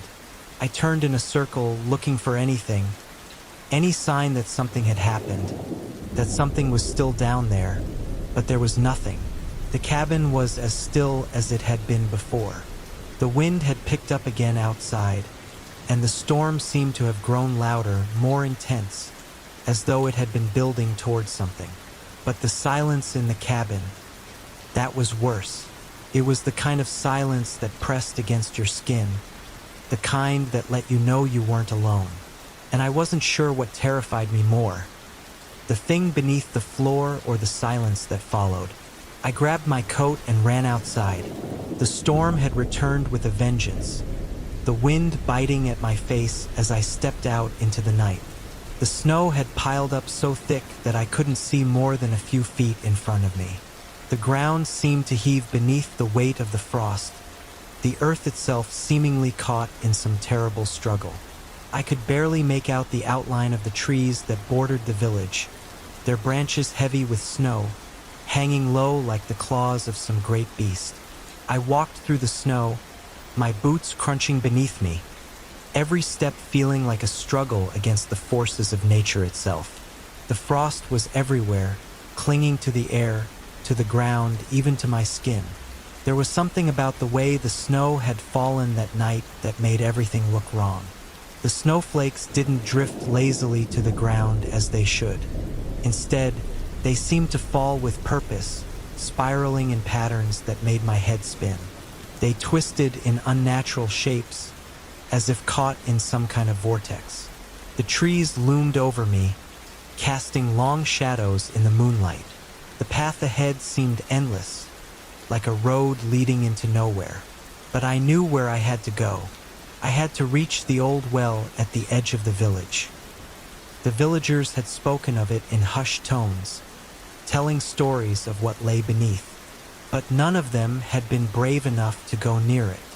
No one dared venture to the frozen well after the frost came. It was said that the ice beneath the well ran deep, and that whatever had been trapped down there for centuries was now stirring again. I didn't know why I was heading there, but I knew I had to. Something in the pit of my stomach told me that the answers I sought, everything that had led me here, lay buried in the frozen depths of the well.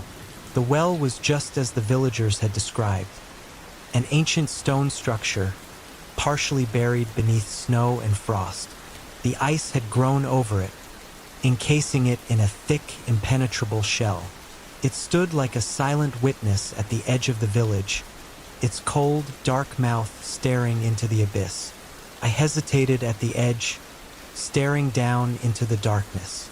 The wind howled around me, carrying with it the chill of the earth, a constant reminder that the frost was closing in. I had never believed the stories, never thought that something like this could be real. But after everything I had seen, everything I had heard, the scraping under the floor, the cold gusts of air, the hand reaching up from beneath, I knew there was no denying it. Whatever was in that well wasn't just a legend. I pulled my coat tighter around me, steeling myself for whatever I was about to uncover. The villagers hadn't been able to stop it, and neither had I. I wasn't sure if I was running toward something I could escape from or running toward my own doom, but there was only one way to find out. I knelt beside the well, my breath visible in the frigid air. The ice was slick and treacherous, and I could feel my fingers stiffening as I reached down to touch the frozen surface. And then, as my fingers brushed against the ice, I heard it, a low, guttural groan. The sound seemed to come from deep beneath the well, echoing through the ground, vibrating through my bones. It wasn't human. It wasn't even animal. It was something ancient, something that had been waiting for centuries, hidden beneath the frost. I pulled my hand back, my heart racing. The ground beneath me trembled again, a sharp jolt that sent a shock of fear straight through my spine. I stood up quickly, backing away from the well, but the sound of the groan didn't stop.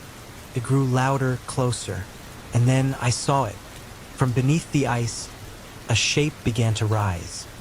A shadow, shifting and moving, something alive. Couldn't breathe, couldn't move. I could only watch in horror as the frost cracked, splitting open like a wound, and something massive began to pull itself free. The air around me seemed to freeze in that moment, as though the very atmosphere was holding its breath.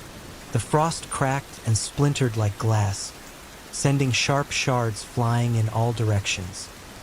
I stepped back instinctively, feeling the cold sting against my skin as the ground trembled beneath my feet. The shadow emerging from the well was unlike anything I had ever seen. It was long and serpentine, its form barely visible in the moonlight, as though it were made of the very frost itself. It was alive in a way that defied all logic. There was no shape to it, no discernible outline. It shifted, melting in and out of focus, as though the very fabric of reality was struggling to comprehend it. I felt a weight pressing down on me, a cold, suffocating presence that threatened to swallow me whole. My chest tightened, and for the first time since I arrived in this cursed place, I was truly afraid. I could no longer pretend that what I was witnessing was merely a trick of the light or the wind. This was real, and whatever was emerging from that well was not something I could fight. The frost had risen from the earth, curling around the figure like a shroud. It seemed to feed off the cold itself, drawing more and more from the land as it rose. It was as though the creature had been lying dormant for centuries, waiting for something to stir it from its slumber.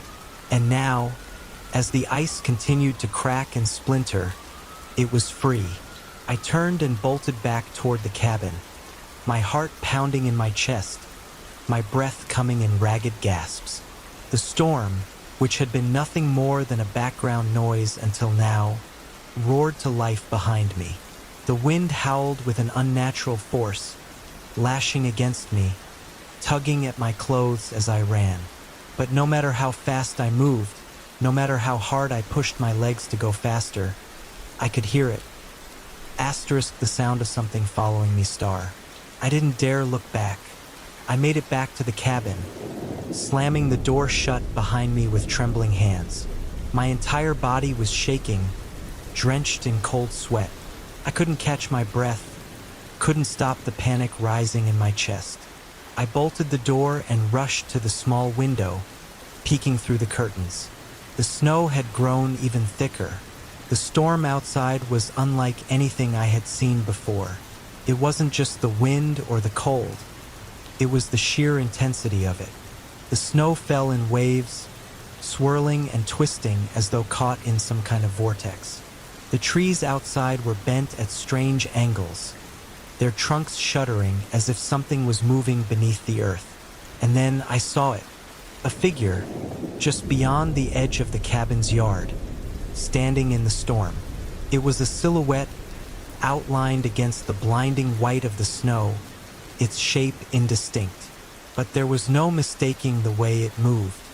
It moved with purpose, slow and deliberate, as though it were aware of my presence. It was the same figure I had seen rise from the well, twisting and shifting in the snow like an extension of the frost itself. I pulled back from the window, my heart thundering in my chest. I couldn't stay here. I couldn't wait to see what it would do next. But as I turned to grab my coat, something caught my eye, a movement in the corner of the room. I froze, my blood running cold. The shadows in the corners of the cabin seemed to move. Not in the way shadows typically did, mind you, but with a purpose.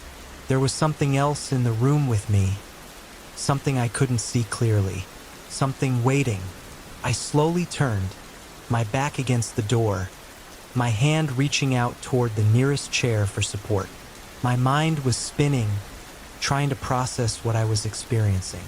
Couldn't be real, couldn't be happening. And yet, as the shadows grew longer, deeper, it was clear that I wasn't alone. The air grew colder, sharper, and I felt it. A presence just behind me, a chilling touch against my neck. I whirled around, but there was nothing. The cabin was empty, save for the creeping cold that was beginning to settle over every surface.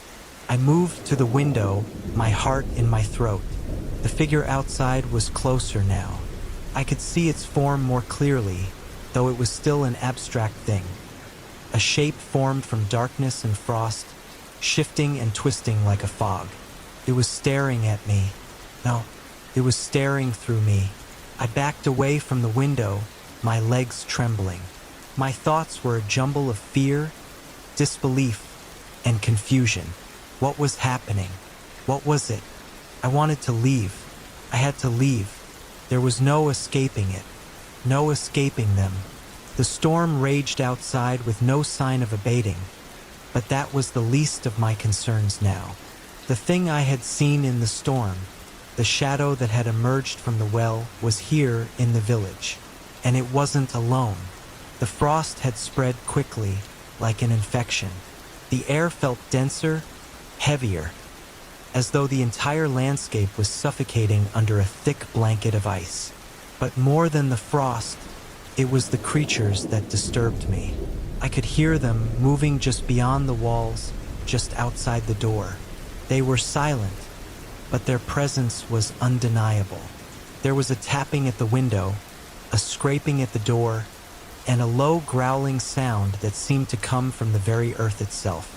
The village had been forgotten for so long, left to rot beneath the frost, and now, whatever had been buried deep in the ground had risen. I tried to reason with myself. Maybe I was losing my mind.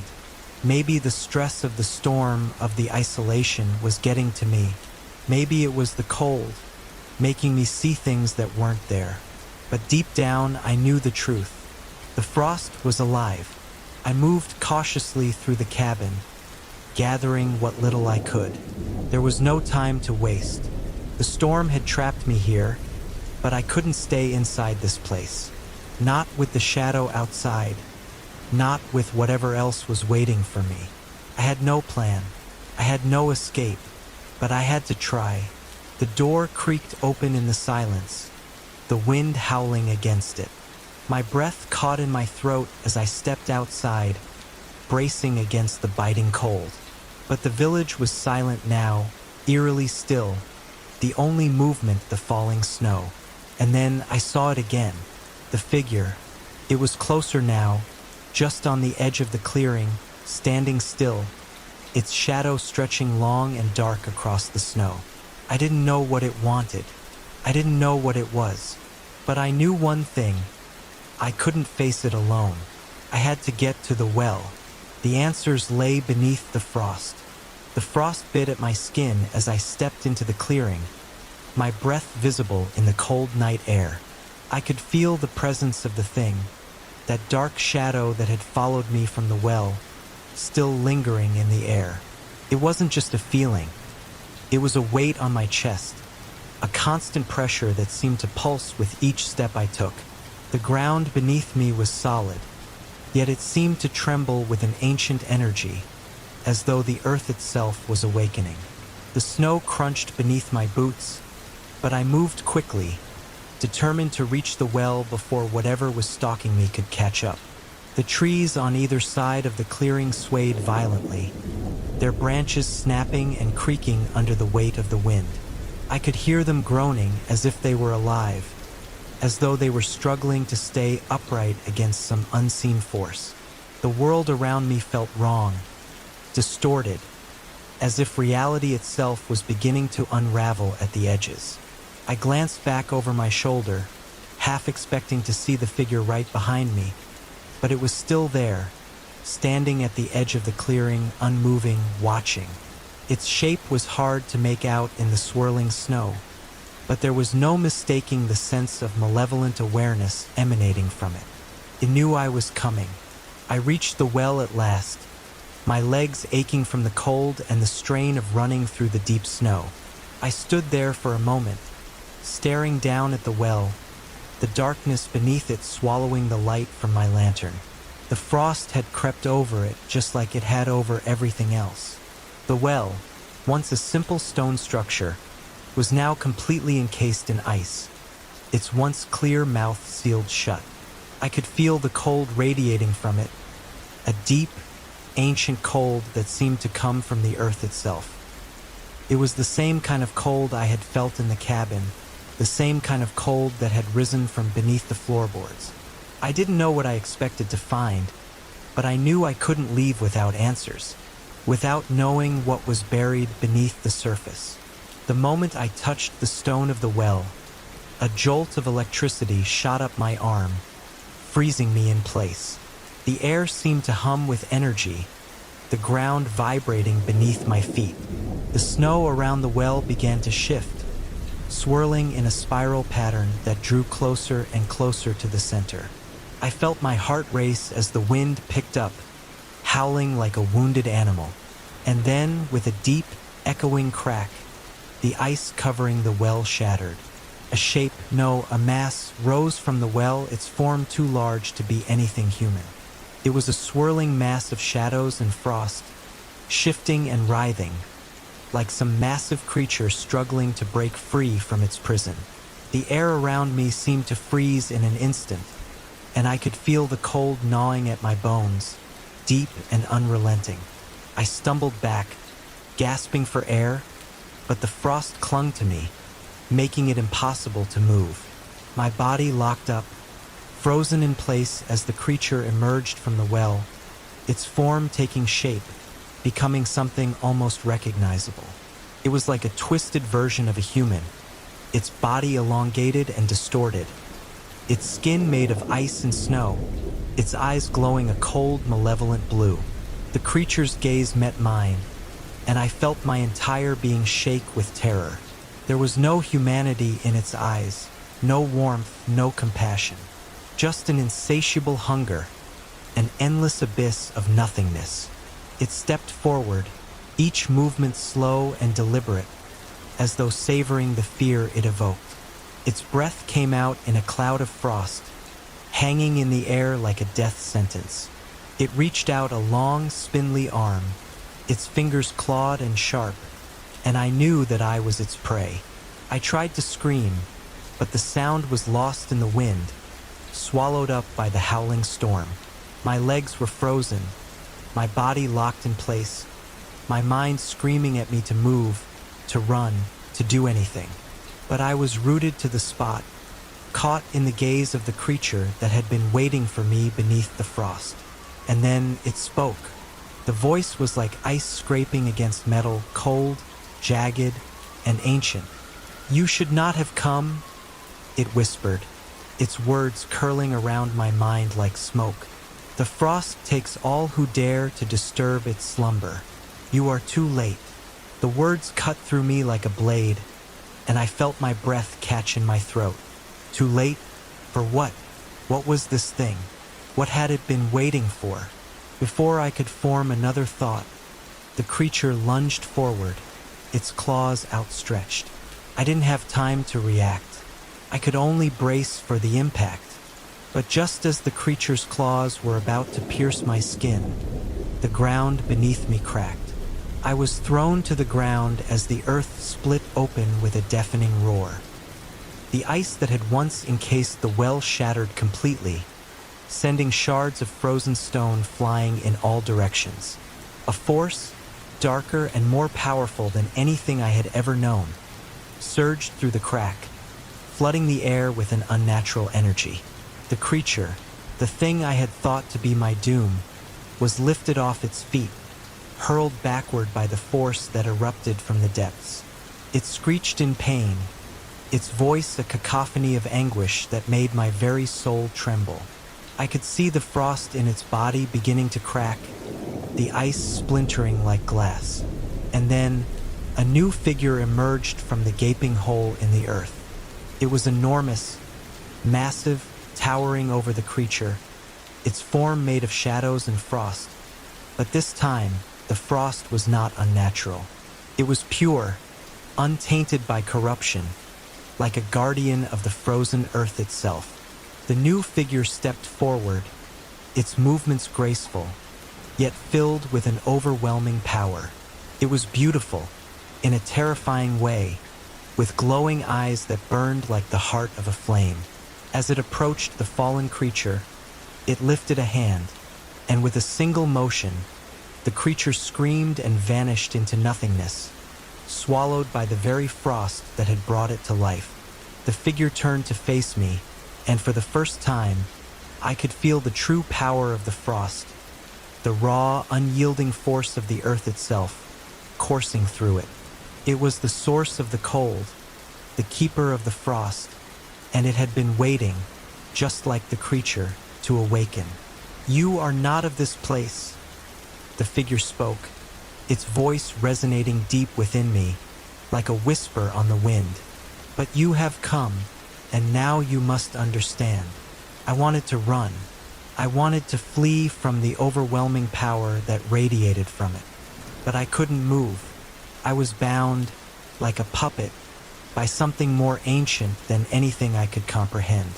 "You disturbed the balance," the figure continued, its eyes locking with mine. "Now you must restore it. You must return what you have taken." I didn't know what it meant. I didn't know how I could undo what had already been done. But I knew one thing for certain. I wasn't going to leave here alive unless I did something. The frost in the air felt heavier, colder, as the towering figure locked eyes with me. Its gaze was not harsh, but it was unyielding, and I could feel the weight of its expectations pressing down on me like an invisible hand. Every inch of my body was trembling, not from the cold, but from the sheer presence of the being standing before me. This was no mere creature. It was something far older, far more powerful. Something that had been waiting, watching, long before I ever set foot in this forsaken village. "You have awoken something you should not have," the figure said, its voice a low, melodic hum that echoed through my chest. "The frost is ancient, as old as the earth itself. It is not something to be disturbed. It is not meant to be understood." I swallowed, trying to find my voice, but my throat was dry. My mind raced, trying to comprehend what it was telling me. The frost is ancient, as old as the earth, not meant to be understood. Why was it buried? I asked, my voice barely more than a whisper, caught in the icy wind. The figure seemed to consider the question for a moment, its gaze flickering to the gaping hole in the earth where the shadowy creature had been. Then, it turned back to me, its eyes glowing even brighter, burning with an intensity that threatened to overwhelm me. The frost was not meant to rule, it said. It was a mistake, a force that grew beyond control. Long ago, it was sealed away, bound beneath the earth to ensure it could never awaken. But now you have broken the seal, and with it, the balance has shifted. I shook my head, confusion clouding my thoughts. I hadn't meant to break anything. I hadn't meant to awaken anything. I had simply come here to escape, to find some peace in the isolation. But instead, I had unleashed a force that I couldn't even begin to understand. You must restore what you have disturbed, the figure continued, its voice sharp, like the cracking of ice. There is no other way. Restore it? How? I demanded, panic rising in my chest. I felt a lump in my throat, the realization of how out of my depth I was sinking in. What do you mean? What am I supposed to do? The figure took a step toward me, its movements fluid, effortless, like the wind itself. The frost must be sealed once again. The creature you saw, the one that emerged from the well, it was only a fraction of what has been awakened. The true force lies deeper, beneath the surface, waiting for its release. I took an unsteady step back. What is it? What is this force? The figure was silent for a moment, as though weighing whether to answer. Finally, it spoke, its voice somber, the weight of the words pressing down on me like 1,000 tons of stone. It is a power born of darkness and ice, a primordial force, a thing that exists to consume, to freeze, to erase. It is the antithesis of life. It has no shape, no form, but it is vast and endless, consuming all in its path. When it is unleashed, it will devour everything. I felt a cold dread seep into my bones, but it wasn't just the physical cold that made me shiver. It was the knowledge that this force, whatever it was, had already begun to spread. The frost wasn't just snow. It wasn't just cold. It was the embodiment of destruction. I could feel the weight of the figure's gaze as it continued, its tone darker now. The only way to contain it is to return it to the depths from which it came. You must find the source of the frost, the heart of the storm, and seal it once again. Only then will the balance be restored. But how? I asked, my voice cracking with fear. Where is it? How do I stop this? The figure's gaze grew intense, its eyes burning with an otherworldly light. The source lies beneath the earth, deep beneath the village. You must go to the heart of the frost and destroy the core of its power. You will find it in the ice, beneath the very ground you stand on. I took another step back, my legs shaking beneath me. The thought of going deeper, into the heart of the frost, where the true force lay, filled me with terror. I didn't know how to face something like this. I didn't know how to destroy something so ancient, so vast. But as I looked into the figure's eyes, I realized that there was no choice. I had already disturbed the balance. There was no way to undo what I had done, no way to go back. The frost had already begun to spread, and if I didn't stop it now, it would consume everything, everyone. You must hurry, the figure warned. The longer you wait, the more power the frost will gain. It feeds on time, and with each passing second, it grows stronger. I took a deep breath, forcing my legs to steady beneath me. The wind howled louder, the snow swirling in all directions. The frost seemed to grow thicker, encroaching further into the village, reaching for me, for everything. Without another word, I turned and sprinted back toward the village. My mind raced as I tried to piece together what I had just learned. The heart of the frost, beneath the earth. The ground itself was the key, the source of all this destruction. As I reached the village square, I noticed something new. The frost was spreading faster now, creeping up the buildings, winding around the trees, swallowing everything in its path. I could see the familiar houses, now covered in a thick layer of ice, their windows dark and hollow. The entire village felt dead, as if the frost had already claimed it. I couldn't waste any more time. I had to find the source, and fast. The village was eerily silent as I moved deeper into its heart, each step bringing me closer to the well where it all began. The cold had grown unbearable, a biting chill that sunk into my very bones, and I knew I was running out of time. The ground beneath me was soft, unnaturally so, as though the earth itself had been warped by the frost. I moved cautiously, my every step echoing in the silence. I couldn't help but glance over my shoulder from time to time, half expecting to see the shadowy figure from the well closing in on me, its eyes burning with malice. But there was nothing, only the endless snow, the swirling frost, and the overwhelming sense that the world around me was shifting, warping, as if reality itself was bending under the weight of the frost's power. As I approached the center of the village, I saw the well again, its stone walls now entirely encased in ice. The frost had nearly swallowed it whole, the once visible opening sealed shut by layers of snow and ice. But something was different now. There was a vibration in the air, a low hum that seemed to come from deep within the earth, beneath the well. I knelt beside the well, placing my hand on the frozen stone.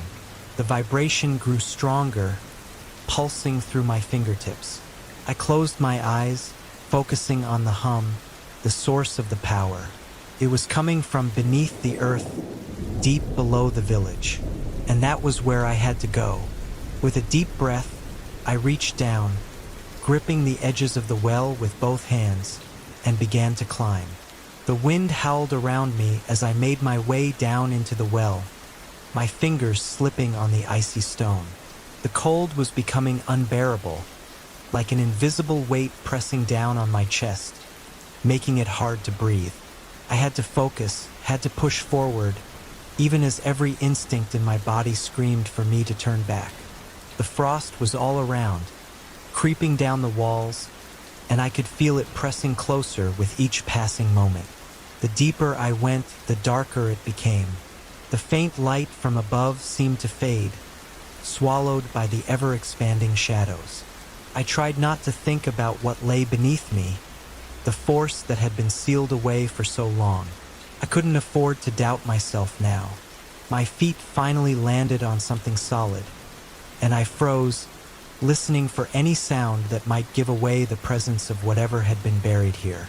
The air was thick with the stench of decay, old earth, damp stone, and something else, something faintly metallic. It took everything in me not to gag. The feeling of ancient power in the air was almost suffocating. I had reached the bottom of the well, and I stood on a flat stone platform, surrounded by thick roots and exposed earth. It was strange. This place didn't feel like it was part of the natural world. It felt wrong, like it had been carved from the earth, not by tools, but by something much older. Something that had always been here, waiting. I stepped carefully, my boots making little sound against the stone, as I made my way toward the center of the cavern. At its heart was a large, round stone slab covered in frost. It was impossible to tell its true size in the darkness, but the air around it hummed with an energy that made the hair on the back of my neck stand up. As I approached the stone, I felt a shift in the air, a subtle, almost imperceptible change. The ground beneath me seemed to tremble, just slightly, and the cold intensified, wrapping itself around me like a vice. I knelt before the stone, my breath quickening as the frost continued to creep closer, inch by inch. There was something familiar about it, something I couldn't quite place. As my hand reached out to touch the cold surface of the stone, a jolt of ice shot up my arm, seizing my body in an instant. The stone was alive. The moment my skin made contact, a low, guttural sound echoed through the cavern, like the earth itself was groaning in pain. The frost seemed to writhe and twist, moving in unnatural patterns, as if it was reacting to my touch.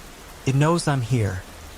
Suddenly, the slab of stone cracked open with a sound that was like the tearing of fabric, and from it, a pulse of cold radiated out, filling the air with an overwhelming, almost suffocating presence.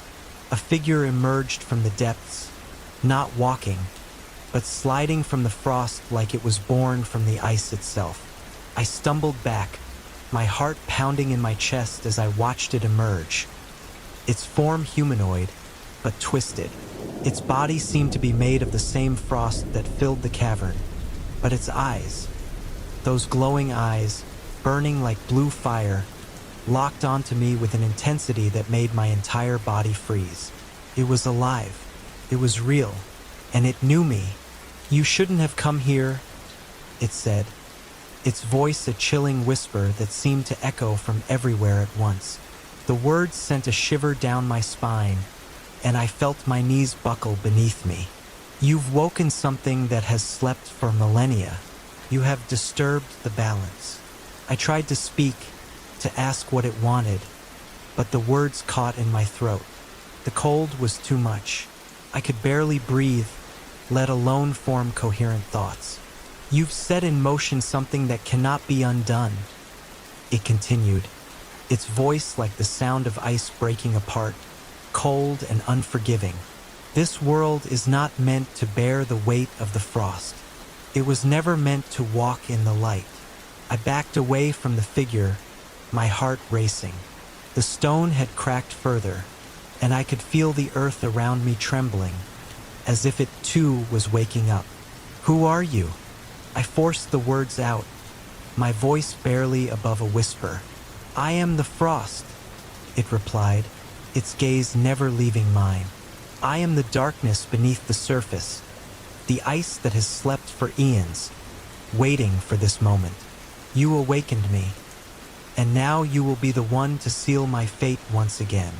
I felt my chest tighten as I stood frozen in place. The cold that surrounded me seemed to press against my body, seeping into my skin, into my very soul. The frost was not just a thing, it was alive. It had been waiting, and now it wanted something from me. You want me to seal it?" I said, finally finding my voice, though it trembled with fear. "But how? How can I possibly do that?" The figure's eyes narrowed, its lips curling into a twisted smile. "You cannot destroy me," it said. "The frost is eternal. It is a part of the earth as old as time itself. You can only return me to where I belong, to the depths of the earth, where the frost is born, where it can remain undisturbed." My mind raced as I tried to make sense of its words. Return it to the depths. The stone slab beneath me seemed to pulse with energy, the frost surrounding it growing thicker, denser. I realized then that the only way to stop the frost from consuming everything I knew, was to go deeper, to reach the core of this force, where it had originated, and seal it away once and for all. But the cost would be high. I could feel it in my bones. The frost was not just cold, it was hunger. It would consume everything if I allowed it, and I couldn't let that happen. "I can't do it alone," I said, my voice cracking as I looked up at the figure. "I need help." The figure tilted its head, its lips curling into an almost amused smile. "Help? There is no help in this place, mortal. You have already chosen your path. Now you must walk it to the end." With those words, the figure lifted its hand, and the frost surged forward, surrounding me in an icy grip. I felt my strength fading, my body becoming numb from the cold. But I knew what I had to do. I had to return the frost to its prison. I had to go deeper into the heart of the earth, and then I would seal it away. The frost surged around me like a storm, but I couldn't let it consume me. I had to stay focused. I had to survive. The figure, the force that had awakened beneath the earth, was still there, looming, watching, its presence like a shadow pressing against my soul. I couldn't let myself falter now. The stone beneath my feet trembled again, sending a shockwave through the ground. The sound of grinding stone echoed in the cavern as the frost continued to creep, spreading in every direction, closing in around me. I had to move. If I stayed here, I'd be swallowed by it, consumed by the very thing I had come to stop. With a deep breath, I forced my body to move, taking tentative steps forward. The air was thick with frost, the temperature dropping so rapidly that I could see my breath clouding in the frigid air. Each step felt heavier, like the earth was pulling me deeper into its depths, but I couldn't stop now. The figure moved behind me, its presence like an oppressive weight on my back. Its voice echoed in the cavern, a low, haunting sound that sent chills running up my spine. "You cannot run from this," it said, its voice like the crackling of ice. "You are part of this now. The frost is inside you, and it will never let you go." I shook my head, refusing to believe its words. Couldn't let it win. I couldn't let this force, whatever it was, take over. I had to find the source, the heart of the frost. It had to be there, deep below the well, where the creature had first risen from the depths. I reached the edge of the cavern, my footsteps growing more frantic as I searched for some way to descend further into the earth. The frost had made the walls slippery, like the very stone was alive with cold, its surface slick and treacherous. My hands ached from the cold, but I pushed forward, my fingers searching for any handholds that would lead me deeper. Finally, I found it, a narrow passage, barely wide enough for me to fit through, led down into the darkness. I could feel the air growing colder still as I slipped through, my body trembling not from fear but from the biting chill that cut through my clothes like 1,000 knives. The passage twisted and turned, forcing me to crouch low to the ground as I descended deeper. My heart pounded in my chest, the silence around me deafening. The only sound was the rush of my breath and the crackling frost that seemed to echo with each step I took. The deeper I went, the more oppressive the atmosphere became. I could feel the weight of the earth above me pressing down, as if the very ground was aware of my intrusion. The air was thick with the scent of decay, and every corner of this dark place seemed to hide something waiting, watching. At the end of the narrow passage, I found a large chamber. The walls were covered in ancient markings, symbols I couldn't begin to understand, and at the center of the room was a massive stone door, carved with runes that pulsed with an eerie light. I stepped forward, my fingers trembling as I reached out to touch the cold stone. The moment my hand made contact, the door groaned, its surface rippling as though the stone itself was alive. The frost surged forward, filling the room, wrapping itself around my body like a noose. I could feel it pulling at my very essence, seeking to drain me of warmth, of life. I could hear the figure's voice, distant but growing louder with each passing second. "You cannot seal it away," it whispered. "The frost is eternal. It has no end." But I couldn't give up. Not now. I closed my eyes, forcing myself to concentrate, to ignore the freezing cold that threatened to break me. I reached out with both hands and pressed against the stone door. The frost lashed out, but I pushed harder, summoning every ounce of strength I had left. Slowly, the stone door began to open, As the door groaned open, the temperature dropped even further, until the air felt like it was cutting through my skin. The frost gathered around me like a swirling storm, and for a moment, I thought I might collapse from the cold. But I couldn't, not now. The door opened fully, revealing a vast chamber beyond. It was unlike anything I had ever seen. An enormous cavern, its walls lined with sharp icicles that glittered in the dim light. The floor was covered in a thick layer of frost, and in the center of the chamber stood a massive, pulsating heart of ice. It was the source, the heart of the frost, the force that had been sealed away for so long. The heart was alive. It beat slowly, the rhythm like the sound of a distant drum, echoing through the cavern. I could feel it in my chest, vibrating with an intensity that made my body shake. This was it. This was the core of the frost, the thing that had been buried beneath the earth for centuries. I stepped forward, my feet crunching on the frost as I moved closer to the heart. The closer I got, the colder it became, until I could barely feel my fingers. My breath came in ragged gasps, and the frost wrapped itself around me, as though trying to pull me into its cold embrace. "Why do you resist?"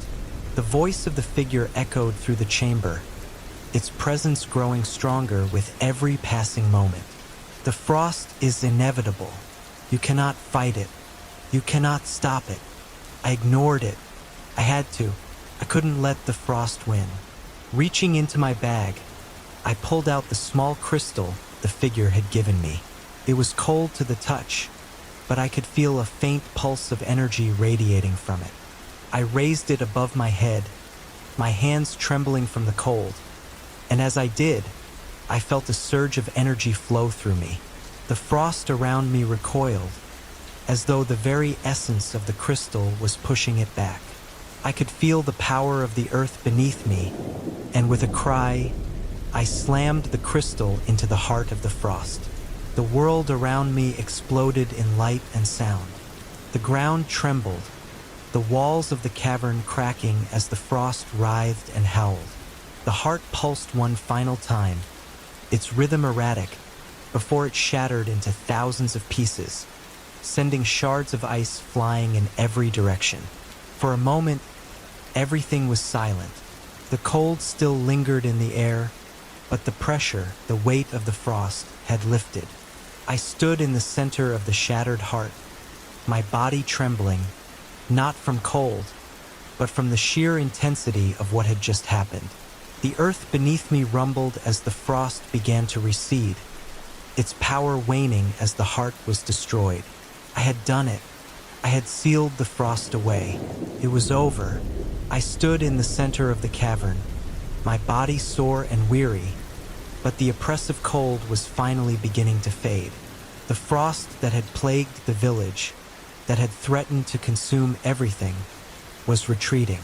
The stone door had closed behind me, and the path leading deeper into the earth was sealed once again. The village above me was silent, but the air felt different, warmer even. The oppressive weight that had been hanging over everything had lifted. It was as if the earth itself had exhaled, releasing the pressure that had been building for centuries. I didn't know if the frost would ever return. I didn't know what the future held. But for now, for this moment, everything was still. The world was still. I took one last look at the cavern around me, at the shattered heart of the frost. Then I turned and began my climb back to the surface. The village was waiting. It was time to go home. If you've watched the video till the end, hit the subscribe button and turn on the bell icon.